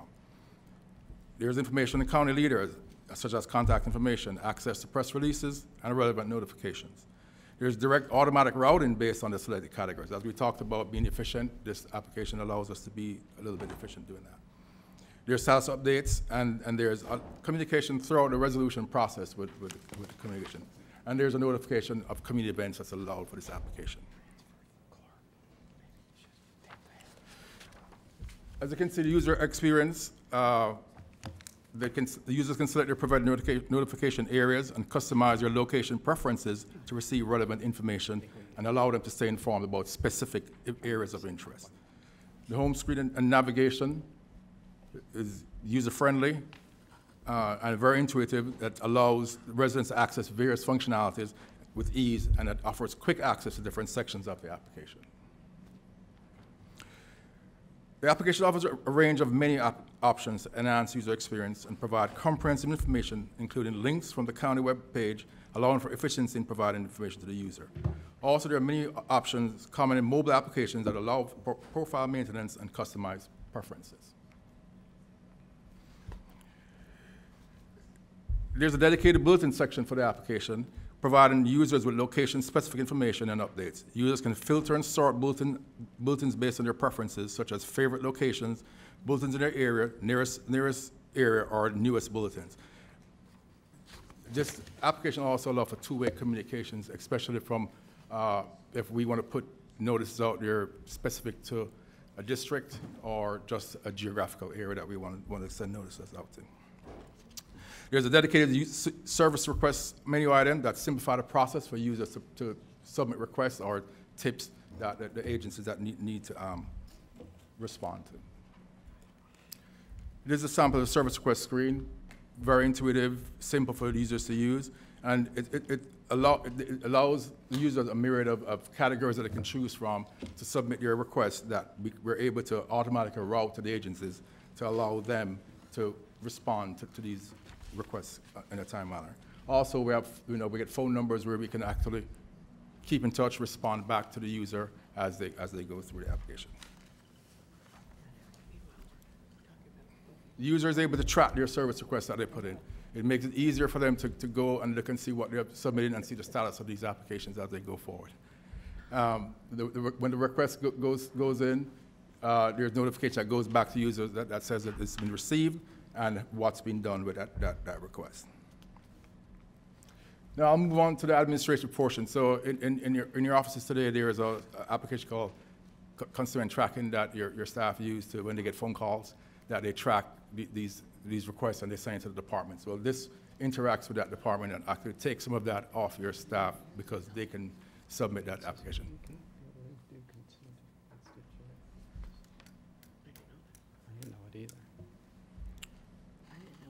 So the Community Connect module within that application is actually a dedicated area where administrators can oversee and manage the data integration of the Connect PBC mobile application. It's a centralized platform to aggregate service requests or consulate inquiries, where they are received via the Connect PBC application, telephone, or email. It provides a user-friendly interface with easy navigation and access to essential administrative functions. And this is a sample of the administrative module. It allows the administrator to stay on top of requests and look at what they're doing from one dashboard. As you can see from this screen, there's a lot of areas that they can look to see the work log to access, and this is available today that they can look at, and it's just integrated from the Community Connect application. Then there's a dashboard. This is kind of the key to it. The dashboard here shows the location of where service request comes in, where tips come in of what the users are reporting, and as you can see, it geolocates so we can actually see where they're looking at. Because remember, some of these tips or requests could be associated with a project that's going on in the agency, so they can associate those requests there to say that we're working on it through a project, and it's easily tracked that way. So the next step, we're looking to activate on the app stores so the application is able to be downloaded. We're going to put a press release out for public affairs that this application is now going to be available. And we're going to do a refresher training for commission staff and the agency departments to go through this again before we actually roll it out. And then we'll finalize any agreements with Shield Technologies to do that. So just in conclusion, PBC Connect mobile application is another tool that enhances communication, engagement, and community connectivity in Palm Beach County. By providing residents with a user-friendly platform to submit non-emergency service requests, we are fostering a more responsive and interwoven community. The application's key features, intuitive user experience, and efficient tracking mechanisms empower residents and county staff alike. We are confident that the Connect PBC mobile application will benefit and contribute to the continuous improvement of our county services. And thank you, and I welcome any questions or feedback. I think I made it a little quick. Thank you very much, Archie. Commissioner Barnett, you're recognized. Thank you, Mr. Mayor, and thank you very much for this presentation. And Ms. Baker, thank you for bringing this application, this technology to us for consideration. I certainly support the application and the motion to receive and file. I hear all the time in my office, I can't commend Dana enough for how responsive she is to all the concerns that come into our office from District 3. And any technology like this that makes her job easier, I certainly support. And I know the Mr. Koch is here. I was wondering if it were possible to hear from the creator of this technology. I see him in the background. Thank everybody for it. This is a technology we have in use around the country. It's been great working with the county and with Archie's team to get this developed and specifically customize it for Palm Beach County. And it's the bottom line, the best thing for the county is this will allow residents to be able to submit service requests directly to the county that are automatically routed, goes into the system, they automatically can be routed so you can have your service teams respond to them and the residents can track everything that's happening. It also allows you to contact anybody in the county based on your geographic area or within your districts. So thank you. Sorry for putting you on the spot excuse there. me 1 second. Just for the record, can we get your name? Sure, it's Roger Koch and it's Shield Group Technologies is our company. Thank you very much, sir. Thank you. Okay. Right, are you finished, Commissioner Burnett? I'm finished. Okay, thank you. Let's see, Commissioner Woodward, and then Marino. Thank you, Mayor. Thank you for the presentation. I did have a question about, as I do have most of my district as municipalities, do we have a way of being able to connect to the municipalities when a request comes in that a citizen doesn't know whether it's city or county, but it comes from one of the cities? Correct. Very good question. We are working with municipalities right now. We have a mailbox that we can forward these requests through so that they can handle it, and we will track that it was forwarded to a municipality. Because by geotagging, we know when you're in a city or in unincorporated, so we can assist with doing that. So we're going to look at all the cities to make sure that we can communicate with them when that comes in. But right now, we do have with some cities at this point. Okay. And one follow-up, please. As far as constituent work, if it comes directly into our office, is there a way that we have to be able to forward, as we build relationships with all of our cities, can we forward, maybe it's not something that goes into a direct department, but something that we need to just communicate with the city to let someone know about? Yeah, so we'll provide you with that email address so you can send it to that email address also. Okay, thank you. Thank you. Commissioner Marino, you recognize. We've already voted on this, and we're just commenting, but I just wanted to say that this is fabulous, and anytime you want to come, I thought we did. No, this is a receive and file. Yeah. When we made the motion and accepted the motion. We haven't voted. No? Okay, sorry. Oh, it seemed like so long ago. So I just want to say that anytime you want to come into my office and sit me down and go through this with me on the computer, I'm really happy to do that, because this is really important. And then also, how are we sort of introducing this to the public? So we're going to work with public affairs to do a press release to get that out. Okay, I might have been out of the room getting water when you said that, so thank you very much. Sure. Thank you. Vice Mayor, you recognize. Did we have a training for our staff on this technology? Yeah, we had showed, we're going to do retraining again to the staff, and new staff that came in will get trained on it. Okay, so when was the last time our staff was trained on this? It's been a while, a few months back, I think. So let's do it again Yeah, for all the new that's, staff. that's the next step, is that we're going to retrain everybody in the commission office. Next and 30 in days? agencies, everyone that Got uses it. Excellent, thank you. Yeah, I have a couple questions on this. So we'll have the ability to see the service requests as they're coming in from outside, whether they come through our office or not. When it comes to the application, you'll be able to see it in that that module that you see there, the concern tracking module. You'll be able to see that. And we get a lot of the requests that come in on emails.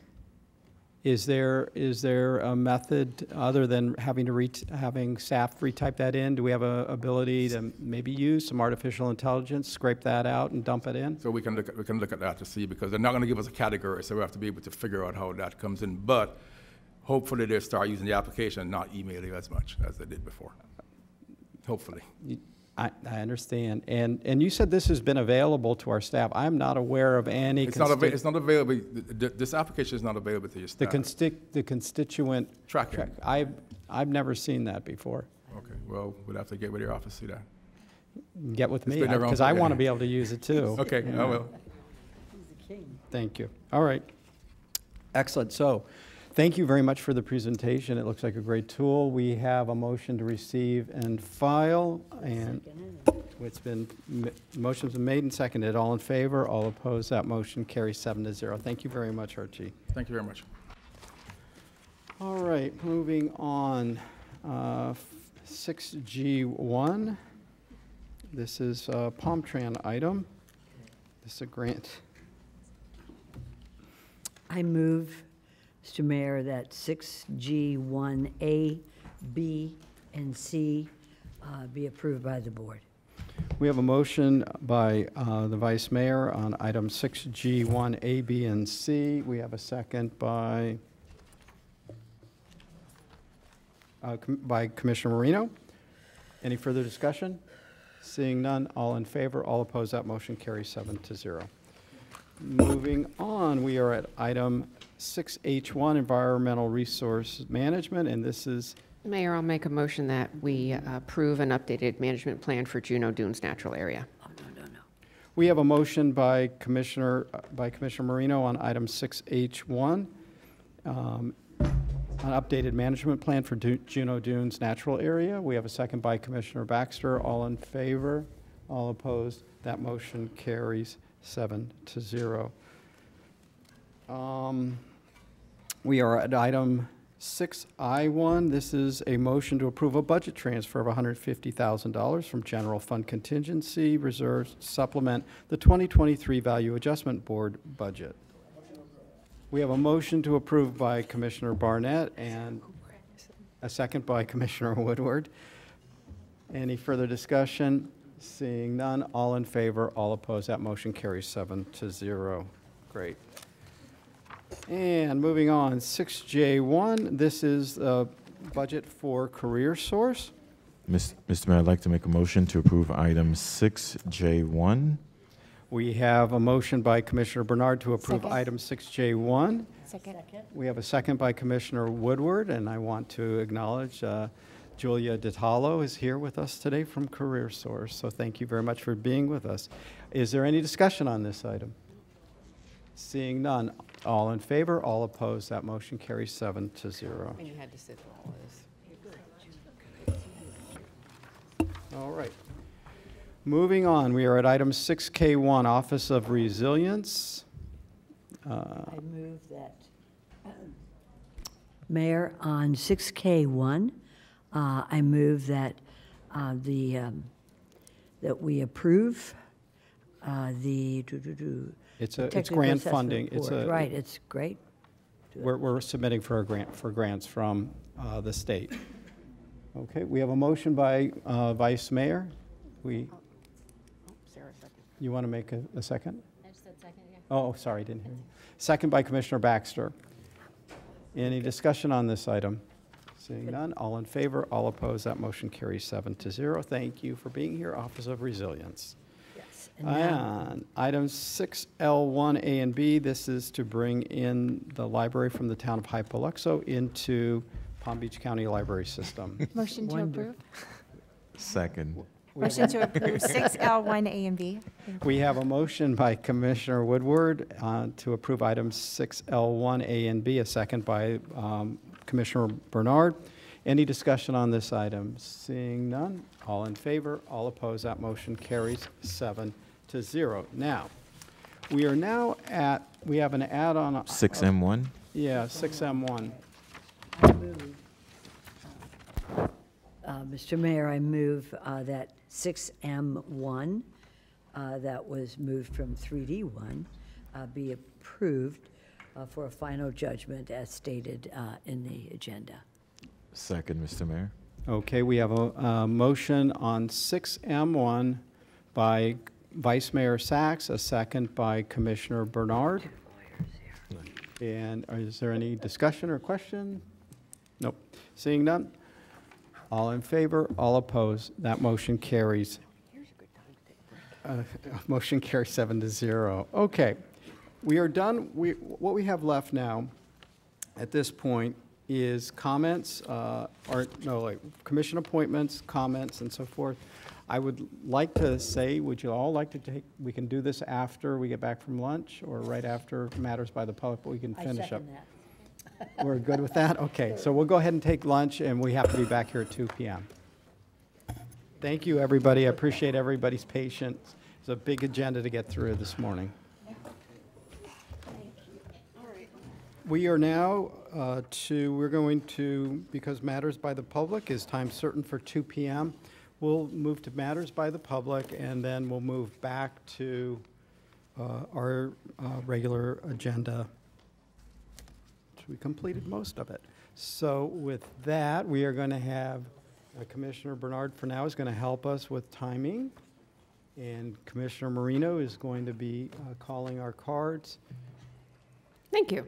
Our first card is Johnny Fisher, followed by Luca Savieto, followed by David Wood. And if you would just, you can use either of the microphones. Oh, or you're going to come together. Okay.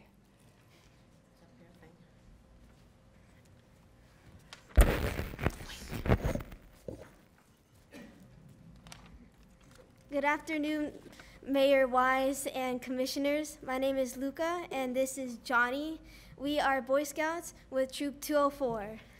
We want to thank you for this opportunity to learn about our local government. Thank you. Thank you. Well done. Luca and Johnny, thank you for joining us today. Also to your leader, Ken Drury, and the parents. Have to shout out that Luca is the son of Virginia Savieto, who works in my office. So pleased to have you all here, and hope it was informative. I'm not sure it was entertaining, but we aim to please. Thank you for being with us. Thank you. So David Wood, followed by Patty Sesta, Gino Testa, and Mickey I have some Isaacson. documents here I'd like to distribute to you folks.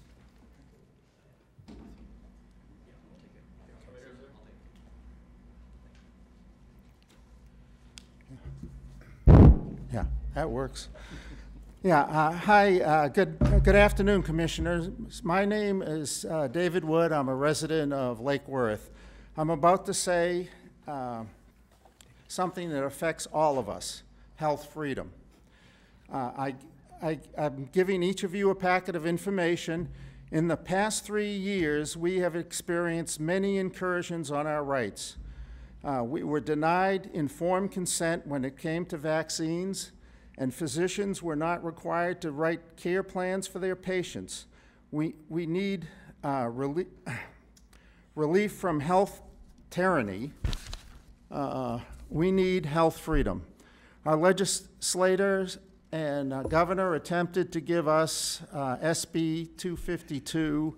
Unfortunately, it fell somewhat short. So we need to send a message to the county so that that we need to establish a resolution declaring our health sovereignty.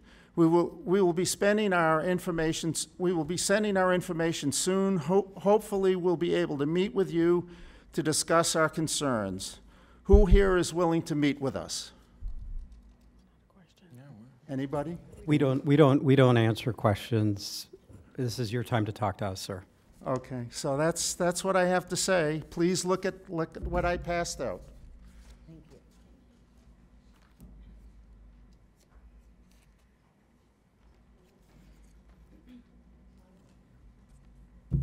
Good afternoon. My name is Patty Testa, one of the people of Palm Beach County. I am sorry to have to address this board again, but I thank you for the platform. In 2022 and 2023, as one of many people who observed Palm Beach County Supervisor of Elections process. Time and access were limited. We saw 2,000 signatures of more than 90,000 in August. That was it. In November, we saw less than 4,000 of more than 223,000 return ballots. That is it. Mismatch rate for the grassroots was only 5%. Certainly not unreasonable, as Congressman Rick Roth reported to the Florida House of Representatives about his grassroots in Palm Beach County.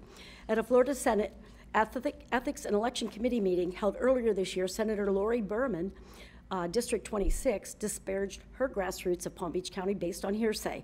It is unfortunate Senator Berman and Representative Roth viewed the grassroots with disdain. I would like to clarify for the record. Neither Senator Berman nor Representative Roth participated in election integrity in Palm Beach County during 2022 or 2023 elections. Neither saw the grassroots working every day and hour available to the public on behalf of the officials. Both repeated untruths that were now in the permanent record of Florida House and Senate.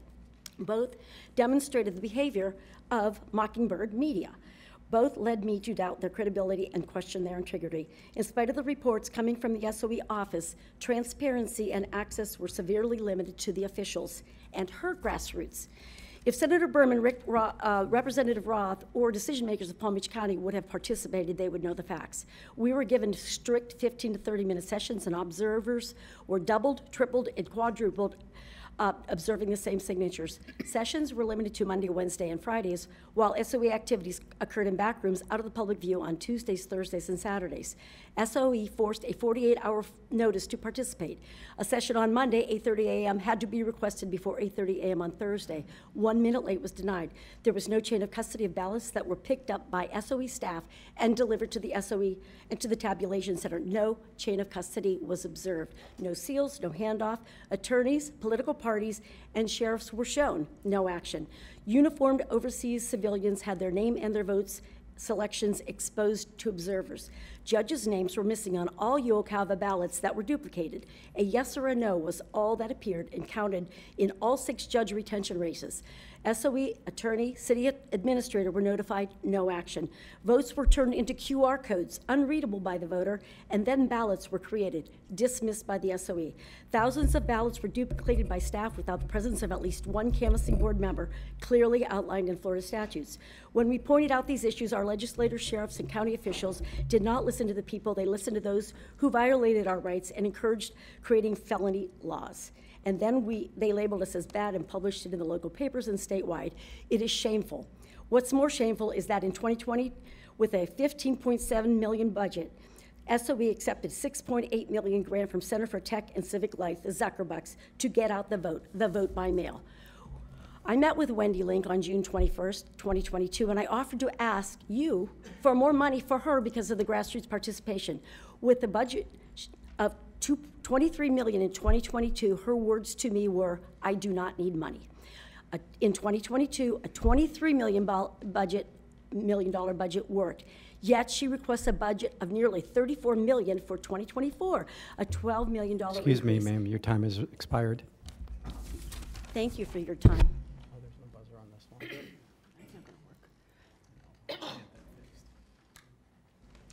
Hello, I'm Gino Testa, Patty's husband. I live in Jupiter. I'm going to finish this up, and hopefully I have enough time to convey my own personal experience. I was there personally as a citizen to find out what was going on. I wasn't really involved with all the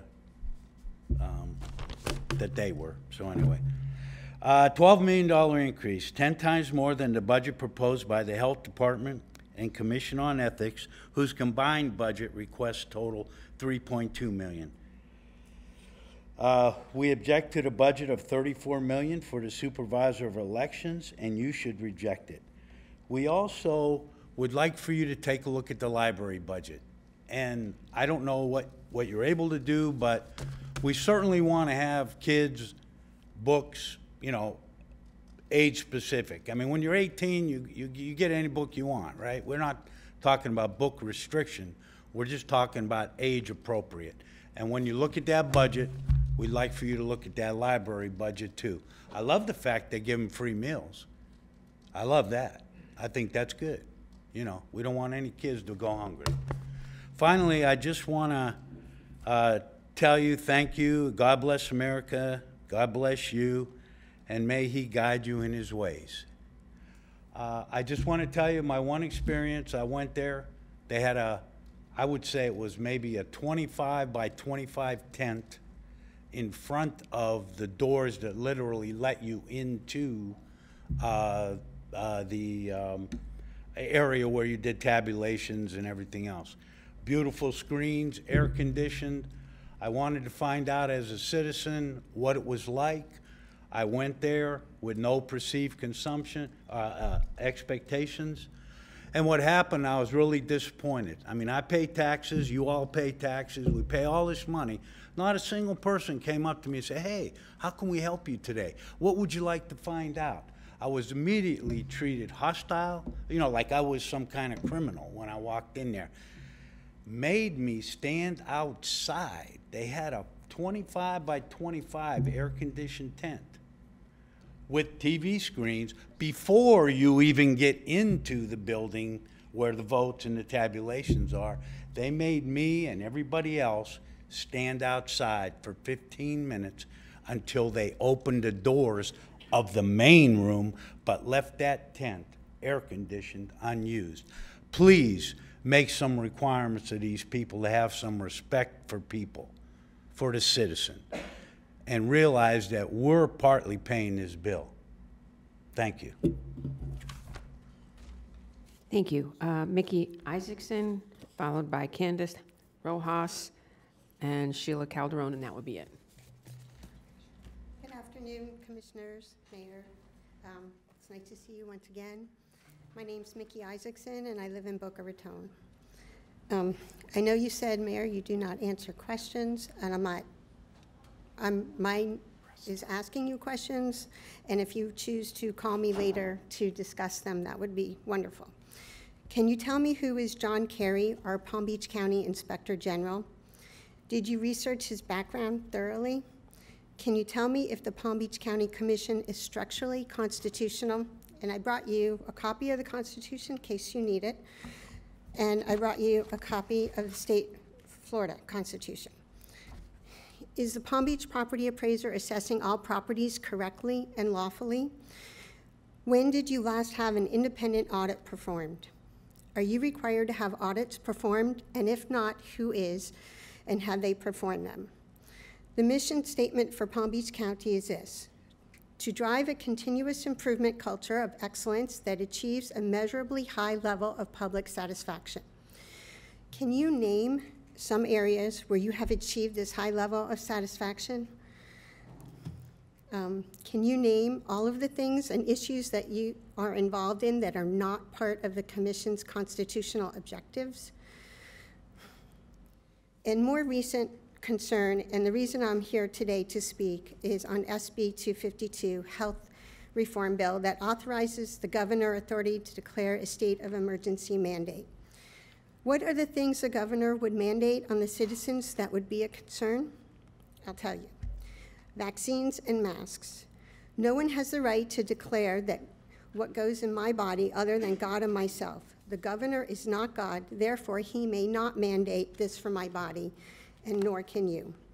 My last question for you, commissioners, is will you do the right thing and follow the Constitution and stop any and all unconstitutional mandates on the Palm Beach County citizens? Will you protect our constitutional rights? You work for we the people. We pay your salaries. We are your boss. We declare you help us and do the right thing and follow the Constitution. And God bless you. I hope you all do the right thing and follow along. And again, if you want to meet with me, my phone number is on the card.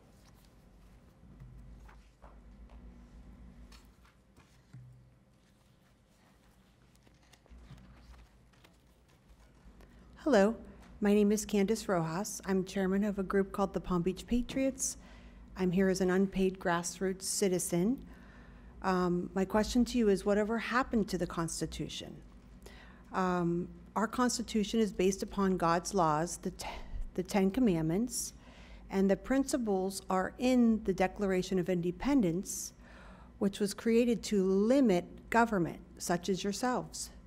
Our inevitable rights include the right to life, freedom, and health, pursuit of happiness, the right to contract or not to contract, the right to earn a living, the right to privacy and confidentiality, the right to self-defense when threatened with harm, the right to due process of law, the right to be presumed innocent, no search or seizure, the right to remain silent, the right to equality, the right to trial by jury, the right to appeal, the right to expose knowledge necessary to one's rights and freedoms, the right to peaceful association and assembly, the right to practice a religion, the right to love and have consensual marriage.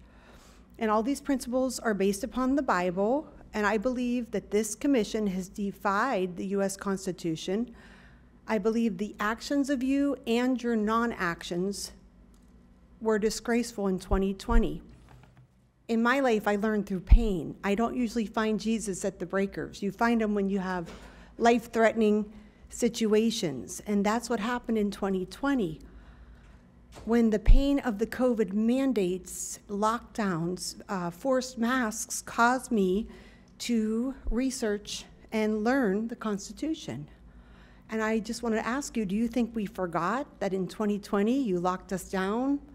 You forced us to wear masks and vaccines, and we couldn't enter public places. You did not allow us to go to church or sit at the beach or keep our businesses open. And in 2020, our grassroots volunteers from 2020 until now have shown you raw data that we believe the election was stolen and at the very least compromised by the machines and software, and all of you did nothing, or at least you passed the buck to Wendy. But my ex-husband always told me, whoever has the money is the boss. I learned that from him. And you guys are the boss because you pay the salaries and the budgets for Wendy Link. So you are held accountable. You guys use technicalities and statutes to get out of your responsibilities. And you each took an oath to protect we the people. And I believe, in a sense, you tried to kill us all through the mask mandates and all the things you did in 2020. We have not forgotten. And I am asking, as Thomas Paine said, government is a necessary evil. And I believe you need to do the right thing and not be evil and help we the people. Thank you. And our last card is Ms. Calderon.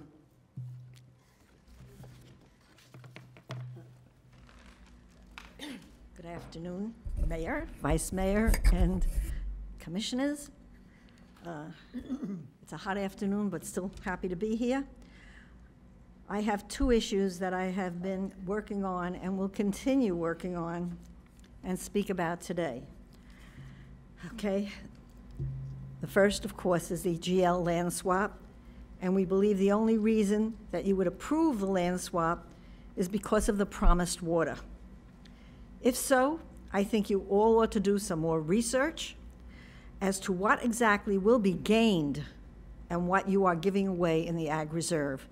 I think and I hope that you have been reading some of the letters to the editor and articles in the Palm Beach Post and Sun Sentinel concerning this issue. As I have said numerous times, writing to you as well, being published in the Palm Beach Post letter to the editor,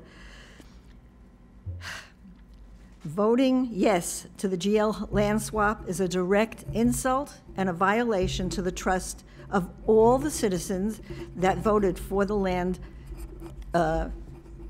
bonus in the land bond, excuse me, in 1999 to ensure that the Ag Reserve remains in agriculture and preservation.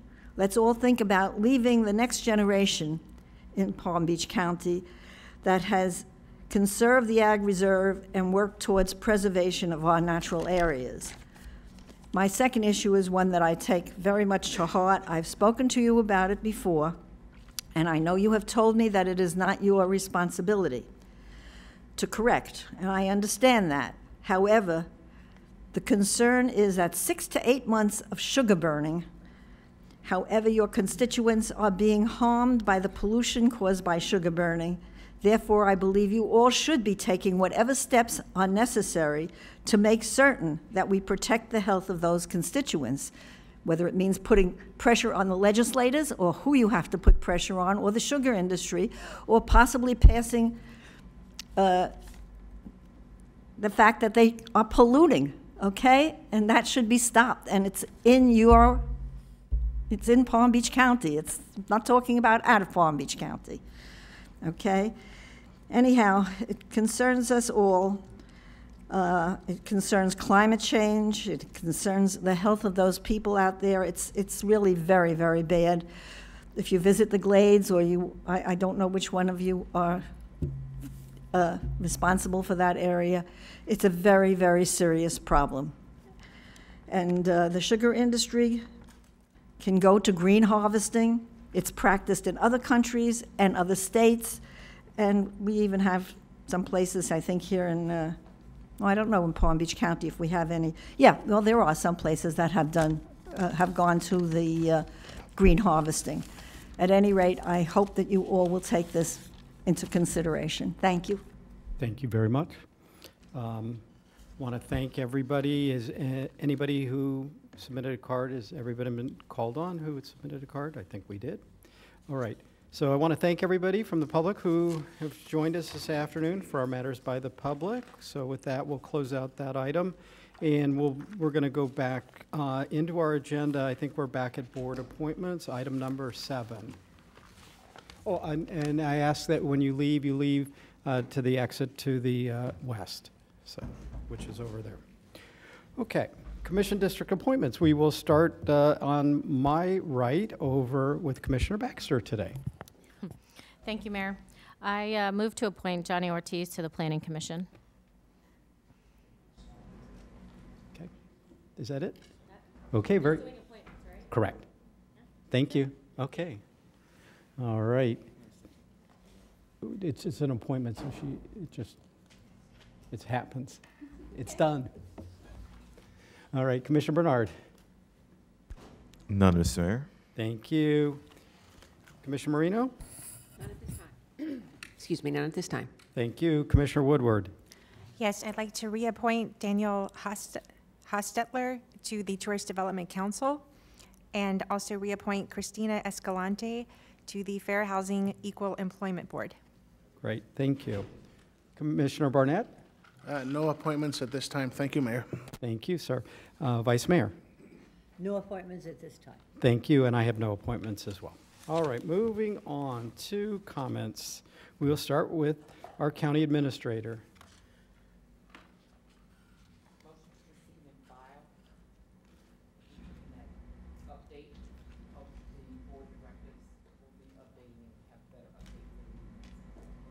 Okay, can somebody make a motion to receive and file?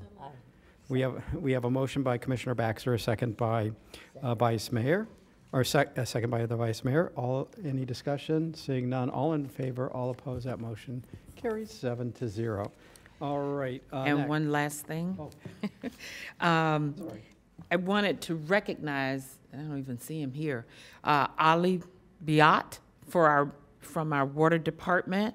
Our Palm Beach County Water Utilities Department received the Sterling Manufacturing Business Excellence Award, Gold, and Southeast Desalting Association 2023 Outstanding Membrane Plant Award as well.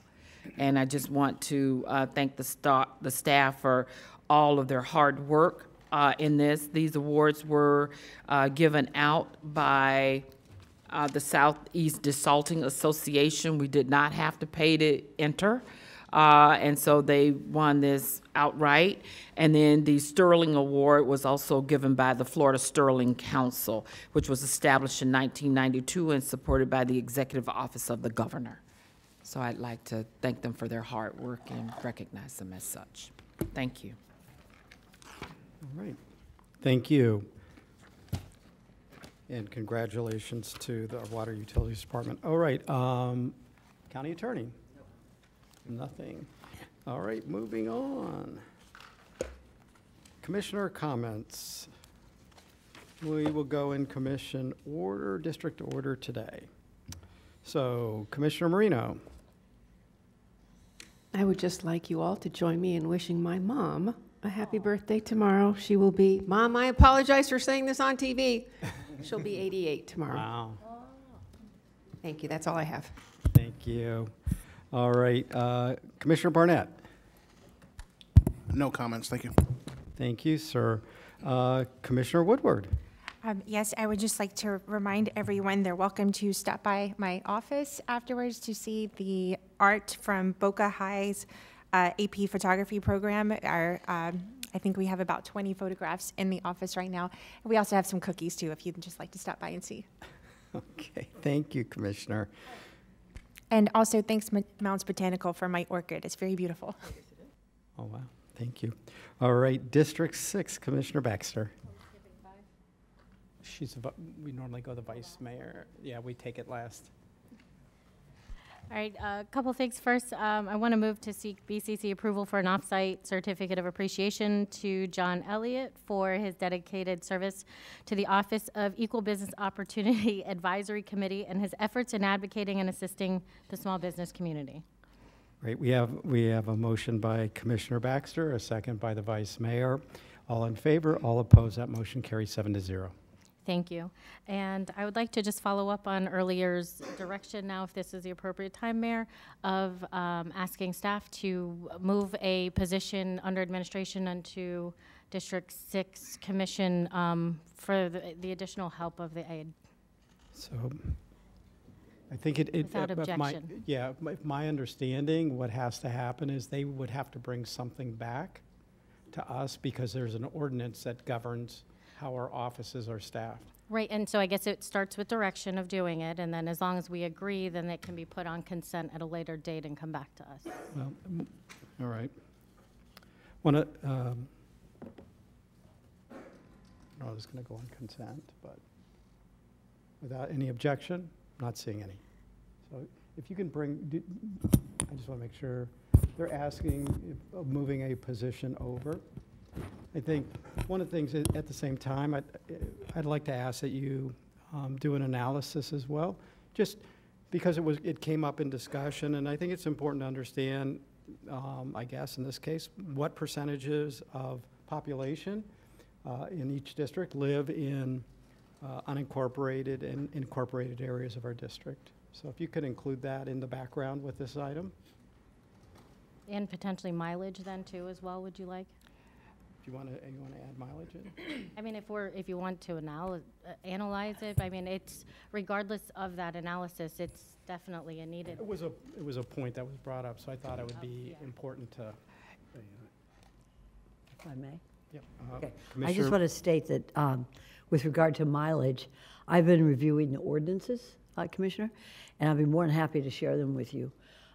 With regard to mileage, there's an ordinance that prescribes anyone getting reimbursement for mileage if they get an auto allowance, but if they do not, then it goes from this building to wherever they're going outside the county, as long as it's county business. So I have it with me today.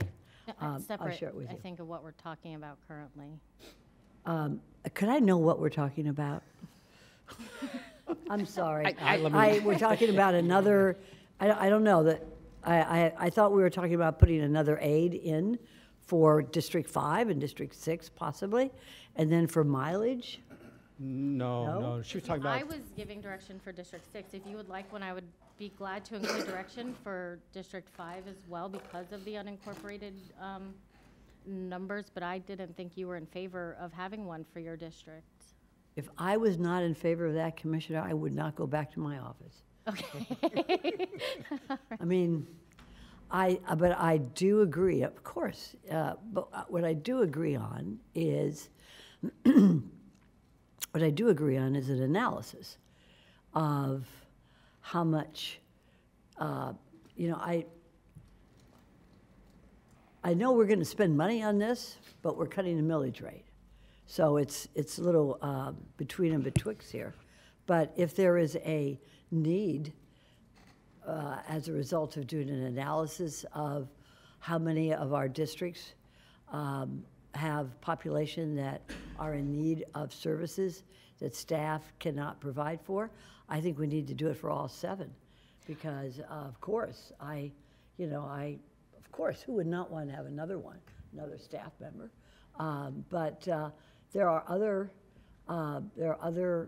places here, other commission districts that have very small cities and very large needs. So if this is what you want, then now I know what you want. Okay, so I think that's, but if you can't do it for one, you have to do it for all 7. Well, that was the point earlier. They didn't want to spend the monies, and I was making the point that even at the state level, House reps, senators, so on and so forth, based on mileage, they are allowed an extra aid. And so then the argument was that if you don't want one, that's okay, but we have such large unincorporated areas. I feel like District 5, your office and mine, are probably the most busy. But regardless of that analysis, it's still a necessity that we feel every single day. And instead of increasing the budget, instead of asking for more dollars, we were going to take one of the 838 positions that are open and one of more than probably 400 that remain open for longer than a year, I think we were approximating, and just taking it from the administrative under that allocation of dollars and moving it over to the commission dollars so we wouldn't be adding to the budget while decreasing the millage rate.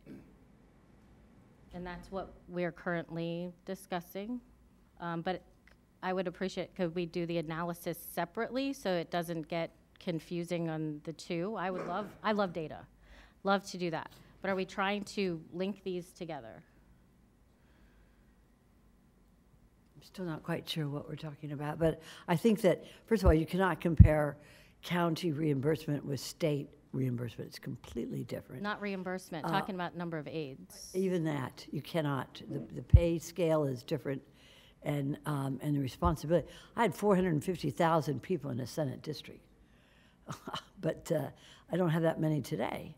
I mean, we can't, but if you want to, go ahead and direct staff to do that. But what's good for one district is good for all, and I think we do need to have, if there's going to be an analysis of one, there should be an analysis of 7. That's my position on it. You had added on to the direction, so I don't know, did you want it as part or step?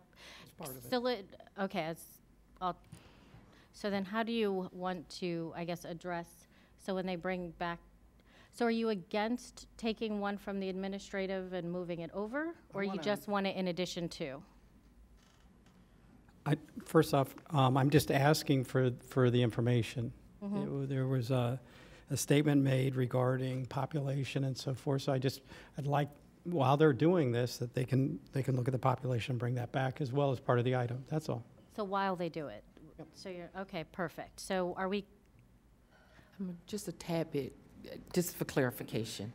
When you ask for population, were you trying to determine, based on each district, what percentage of population comes from municipalities and what population is outside those municipalities?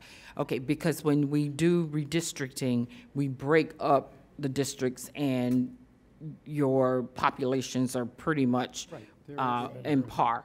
And I just wanted to make sure I heard what I thought I heard. So we can definitely do the analysis and determine by district how many people are within municipalities and then what other percentage is outside of those municipalities. I would love that as well, but just because I've been burned before, after the fact, this is why I'm making sure this is crystal clear. We're still all okay, because I've only given direction for District 6 to have that additional aid. And if Commissioner Sachs would like it, is that an additional direction that would need to be given? I don't, so what the direction is for staff to bring back an item. Bring back for, on a, Well, no, it'll just come back as an item for us to deal with. The Board of County Commissioners staffing and operating costs, how much is there, which I increased based on the board being involved in a number of activities on the operating side. However, the ordinance governs staffing, what they're paid, and a number of other things. So what I will need to bring back to you is an ordinance. If the board is given direction to modify the ordinance and put one additional position in for District 6, then that's what I bring back to you. And you eliminated the secretary position. So all of the aides are starting at the same level, and then they move up according to the ordinance itself. So if this board is telling me to bring that back, then that is what I will bring back with the analysis for each district on how many people are in municipalities within your district, if you have municipalities, and how many people are coming from the unincorporated area. Okay, thank you. Commissioner Woodward, you recognize? Thank you, Mayor. Just so I understand, if you're doing the analysis for each district, are we doing just if you're incorporated or unincorporated? Yes. I get it. We have very different districts, but I have 12 municipalities that I have to deal with, and when we have constituents contact us, that added layer that you don't have to deal with, I have 12 different layers of that we have to sort through, and the citizen doesn't really care if the road they're calling me about is a city or a county road. So I would just like to say that, you know, as far as our offices are different, when it comes to the residents contacting us, there's no different. It's a different department that I have to call in the county, or it's a different city that I have to call. So either way, we're working through the same processes, and most of the people out there, like myself included, I don't always know if I'm on a city or a county or, you know, whatever. I cross borders all the time. So I think any of us who have to deal with multiple municipalities doesn't necessarily lighten the load. And sometimes it makes it even more challenging depending on the municipality. So I would just, I'm not going to name names. I live in one. But just if that could be part of it, knowing that if it's municipality or not, citizens of this county, they don't know the difference, they don't care. We still have to work through the process. So. Thank you, Commissioner Woodward. Let's see, I think it's Commissioner Marino and then Vice Mayor Sachs. I just want to say that if we're going to talk about layers, as District 1, the first commissioner on the roster, whenever anybody calls, they call me first. Before it even gets to your offices. That's a good idea. Everybody calls me. And I basically have had one person in my office for the last 2 months. So we've been able to handle everything. We've been nimble. I just think I would like to actually see, before we make a motion to add a staff member, we do really need to know what the demographics are. Because Commissioner Baxter has, now will have 3 offices, correct? You'll be spread out? Okay. So mileage, I don't think is a discussion, because you have offices wherever. And, you know, I have, how many? I have 1, 2, 3, 4, 5, 6, 7 municipalities, unless I forgot somebody, in my district. But I also have a very large unincorporated area. And I don't have a lot of farming, so it's, you know, geographically I don't have as large a district. But I do know that probably, when we did the redistricting, how many people in each district? Was it roughly 277, something of that nature? Less like 220 Oh, or never something. mind, the mayor's got it. Yeah, it's like Okay.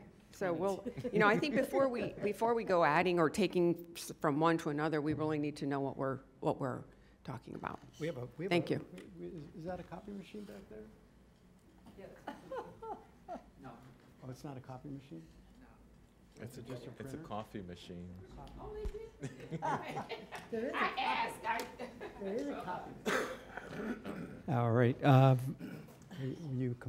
done. Thank you. Vice Mayor? Well, this is actually pretty good, because this way we can analyze. And I do think, being the only district that has no cities, but I don't think that that is the only determinant of how busy staff can be. We also have sections of this county where the people have great needs. And they may need another staffer, or with the use of technology, which we discussed earlier today, maybe part of this review, Commissioner Baxter, would be to help our 3 staff members deal with issues that come before them all the time. Maybe I can learn from some other staff member how to do it more efficient. We're going to have Archie come in here and give us lessons. He's going to give the staff lessons, Commissioner, because they're the ones who work so hard. We work hard, but they work very hard. So, and Training for that now? yes, the training is coming up. No, the training for the copier. Oh, for the copier. Anyways, I'm going to cut it very short. This is a good analysis, so that we are able, the bottom line is to serve the people of Palm Beach County the best we can. And if we can do it through technology or through another person, or learning how to deal, we can share, because we don't share that much because of sunshine, but if we can share certain numbers in the tax collector's office or social services, that would be very helpful to all of us. So I look forward to an open, transparent discussion on how we can help each other and best serve the people of our county. So yes, 7, not 1 or 2, 7 commissions, 7 districts, 7 to look at.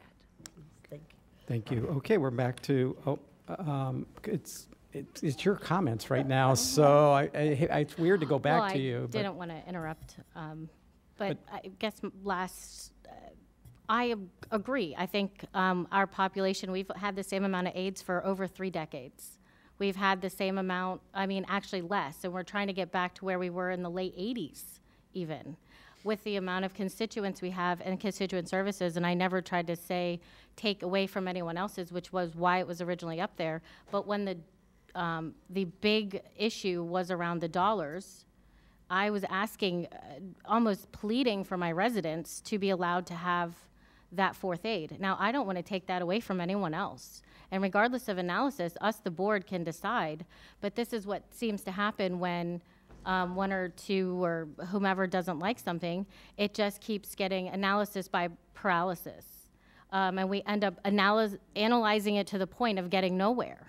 And this is a huge need I have in my district, and I do not take it away from anyone else that you have more or less, or however hard you choose to fight for your residents. I'm just asking that if it's the dollars that got us to the point of looking at just District 6, and it was the dollars that got us at looking at taking it from the administrative 838 open positions and taking one of those. I just asked for one to be moved over to hold on to being able to represent and help my residents. I think all of us would even be more effective as commissioners with ability to have another person to serve them.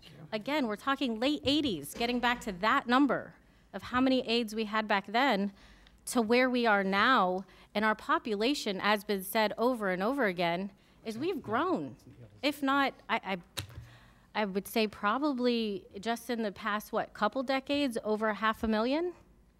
So we are not in the same area, but whatever my commissioners want, if you want that 4th person, please. All I'm asking is that you don't deny my district based on, not feeling what I feel every day. Thank you. All right. Thank you. Okay. Thank you, Commissioner. All right, I think we're to District 7. I did wanted to add on this issue, Mr. Mayor, just to make sure that, since this is an ordinance that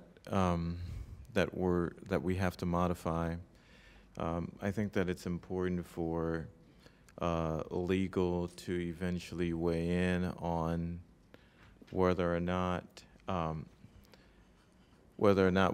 maybe there should be a discussion at some point with each commissioner to see if they want to add an additional member or not, because you may have a labor and employment issue by just having one commissioner with an additional staff member. And so I just, if the decision is to where only one commissioner wants the additional staff, such as District 6, which is fine, but we may have to add the additional staff members to all the commissioners' districts, so in that way we don't have a labor and employment issue. So I'm just not sure, so. I think there's wisdom to Commissioner Bernard's suggestion that we talk to each commissioner individually and determine what their needs are, and that there be a reason to make a differentiation, which we can easily do based on the needs of each commissioner. I will work with legal on this matter, including our HR employment specialist as well. We'll speak with commissioners again on this issue and bring back the analysis, and then the board can direct us on what to do. We can be prepared as far as the ordinance or resolution, whichever one it is, so that we can make the changes if the board and when the board gives us direction. Okay. So I'm clear. And before you begin your comments, I just want to my colleagues. They don't have District 7 on here, I so was just to let you know, I'm just. Apparently, there was another page was not brought down, so we'll make sure we get District 7 data out there. Maybe it's 0. I don't know. At least 5. We don't even know. Maybe we're only down to 6 districts now. So we're going to comments. I'll weigh in on my comments right now if you want, That would be Mr. Mayor. wonderful. Thank you, sir. Just lastly, earlier today, we agreed on the millage rate, and so want to thank Commissioner Marino for taking the lead on reducing the millage for our residents in Palm Beach County. And also want to thank staff, Ms. Baker, her whole budget team for working really hard on the budget. And, I know we're asking you to cut the budget, but this is really going to help and impact our residents. So thank you for helping us with that. Thank you. Vice Mayor, you're recognized. Thank you so much. And just looking at this is already a little bit obsolete because I lost part of my district to another commissioner, and so I don't have any. This is redistricting. I know I don't have any. I don't have any city people in mind, which is fine with me. Not that I don't like city people, but it's okay. Anyways, let's talk about my comments.